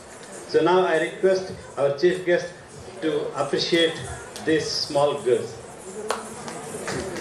And this is India. You can see many kids show their talents. I compliment, I congratulate all of them for their performance in the stage. And this is the real India. I think India is almost 28 countries. If you go to northeastern states, I think it's totally a different scenario. I think there are 8 states. All the 8 states have their unique characters. And I think we'll be surprised to see that kind of a thing. And I was the chairman for the Northeastern Council, and I'm supposed to spend 600 crores to them. I had a lot of problem because they have their own culture, they have their own reservations. I think Indian government has got a reservation policy, whereas Northeastern state has got a different policy. And Manipur, especially the one dance was there, I think 65% of them belongs to scheduled tribe community. So I cannot implement the policy of government of India. So the diversity has to be respected. And you cannot have an uniform policy like USA. I think it's very difficult to have a uniform policy or any kind of thing. And when you go to the south, the culture is totally different. When you go to the north, it's totally different. East, west. I think we have our own tradition, and I think it has to be maintained. That's what my wish, and I think they showed it there. I'm very, very happy to see, and their talents, I think they're all engineers, biotechnology students, and exhibiting the dance performance shows the culture of India. I'm very, very happy. I'm really proud of these youngsters, and my congratulations. Keep it up. I think this is also needed. I think we have to have our own culture. In the morning also I mentioned about that. I think we have to maintain our own culture. And I think the depiction of all the dances really gives a different kind of meaning. And the way they do the things is totally different. Even for me, it looks little different. I cannot make it out. Which is Manipuri, which is Bharatanatyam. There are a lot of things, I think. Our ancient thing, I think we are very rich in our culture. And we have our own traditions. And it's being well maintained by the forefathers. And that has to be maintained. And that way, I think this state, the state of Andhra Pradesh, is known for the particular dance. What is that? Kuchipudi. Kuchipudi is a typical of this state. And Bharatanatyam belongs to Tamil Nadu. I think each state is maintained. Manipur, Orissa, Manipuri, and that Kathakali, and all those things, Kerala, and everything is totally different. I think I'm very happy. I've seen one India here. So my congratulations to you, and I'm very, very happy. And I want to thank the organizers for making me to be here, at least for this function. I really enjoyed. I think I went back 40 years back. As a student, I've done this kind of cultural program before our MGR. I think you may be knowing about him. I got an award. I sang my Baraga song. So he gave me 100 rupees note, a big note. Still I'm maintaining that. So this is the kind of thing during the student life you should enjoy also. Not only you should focus only on education. You should also have this kind of cultural programs and should equip yourself for the future. So thank you very much for the opportunity. I congratulate all the people who are on the dais. I think they give an excellent performance. I really enjoyed. Thank you very much. Very congratulations. Thank you, Professor Devraj sir, for appreciating and applauding all our people who have committed responsibility towards the university.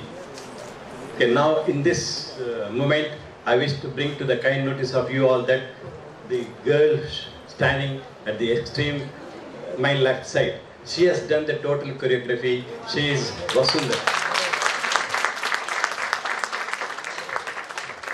She is Vasundhara. Now may I request Dr. Leonie Suleiman, Madam, to say a few words about this performance by our students. I think from us overseas it was absolutely brilliant. Thank you very much. Loved it altogether. And you know, I'll tell you a little secret here. We have in Sri Lanka, whenever we have an Independence Day celebration by the various countries, these various embassies put on little shows. But I must tell you that without exception, my experience has been that the Indian High Commission in Sri Lanka always up to now have brought brilliant performances. So we have seen a little bit of the Bharatanatyam. In fact, I remember a lady by the name of Ganga. She did such a fabulous performance. And I have seen a few from other countries also. But you know what is really brilliant about you people is the fact that you're university students learning the sciences and taking on the arts full time. Absolutely brilliant, and you look fabulous. Thank you very much. Oh yes, and engineering, biotech and engineering, is it? Absolutely fabulous. I hope that next year your university will say yes to doing another of these conferences and more of these performances. Except next time we want to see a few of the guys also dance, please. Okay? You got away with it, but next year. But thank you. It was really, really brilliant. We loved it. Yeah. Thank you, Dr. Leonie Madam, for your good reflections. Now, may I request Professor Gary Jacob to say a few words. He is very much interested in this type of the arts and other societies. Today, and though I have been in India for almost more than 40 years, I have learned something too today, sir, from seeing the diversity of the dance. And today we've been talking about thinking and how thinking expresses reality. I think this is a very clear example that thinking is not the only way that we understand reality. Through the arts, so much can be communicated that can't be communicated in words. I wonder if we could request all of the artists to introduce themselves. Or Thank you, Professor Gary Jacob, for appreciating our students.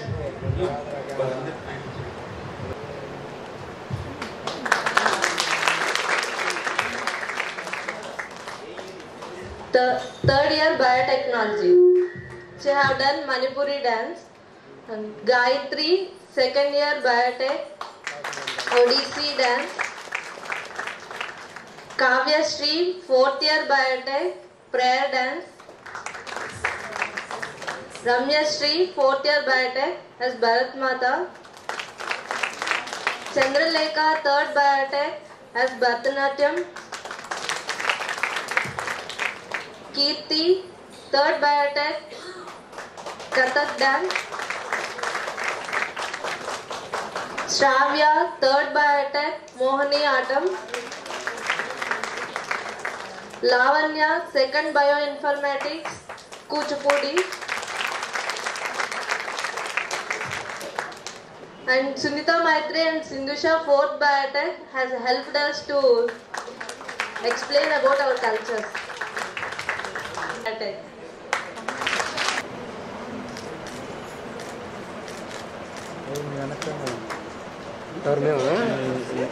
Sir sir sir మీరు పడుతున్నారంట నా వాడికి గుట్టాను ఓకేనా okay sir వెనక కొంచెం shoulder okay okay sir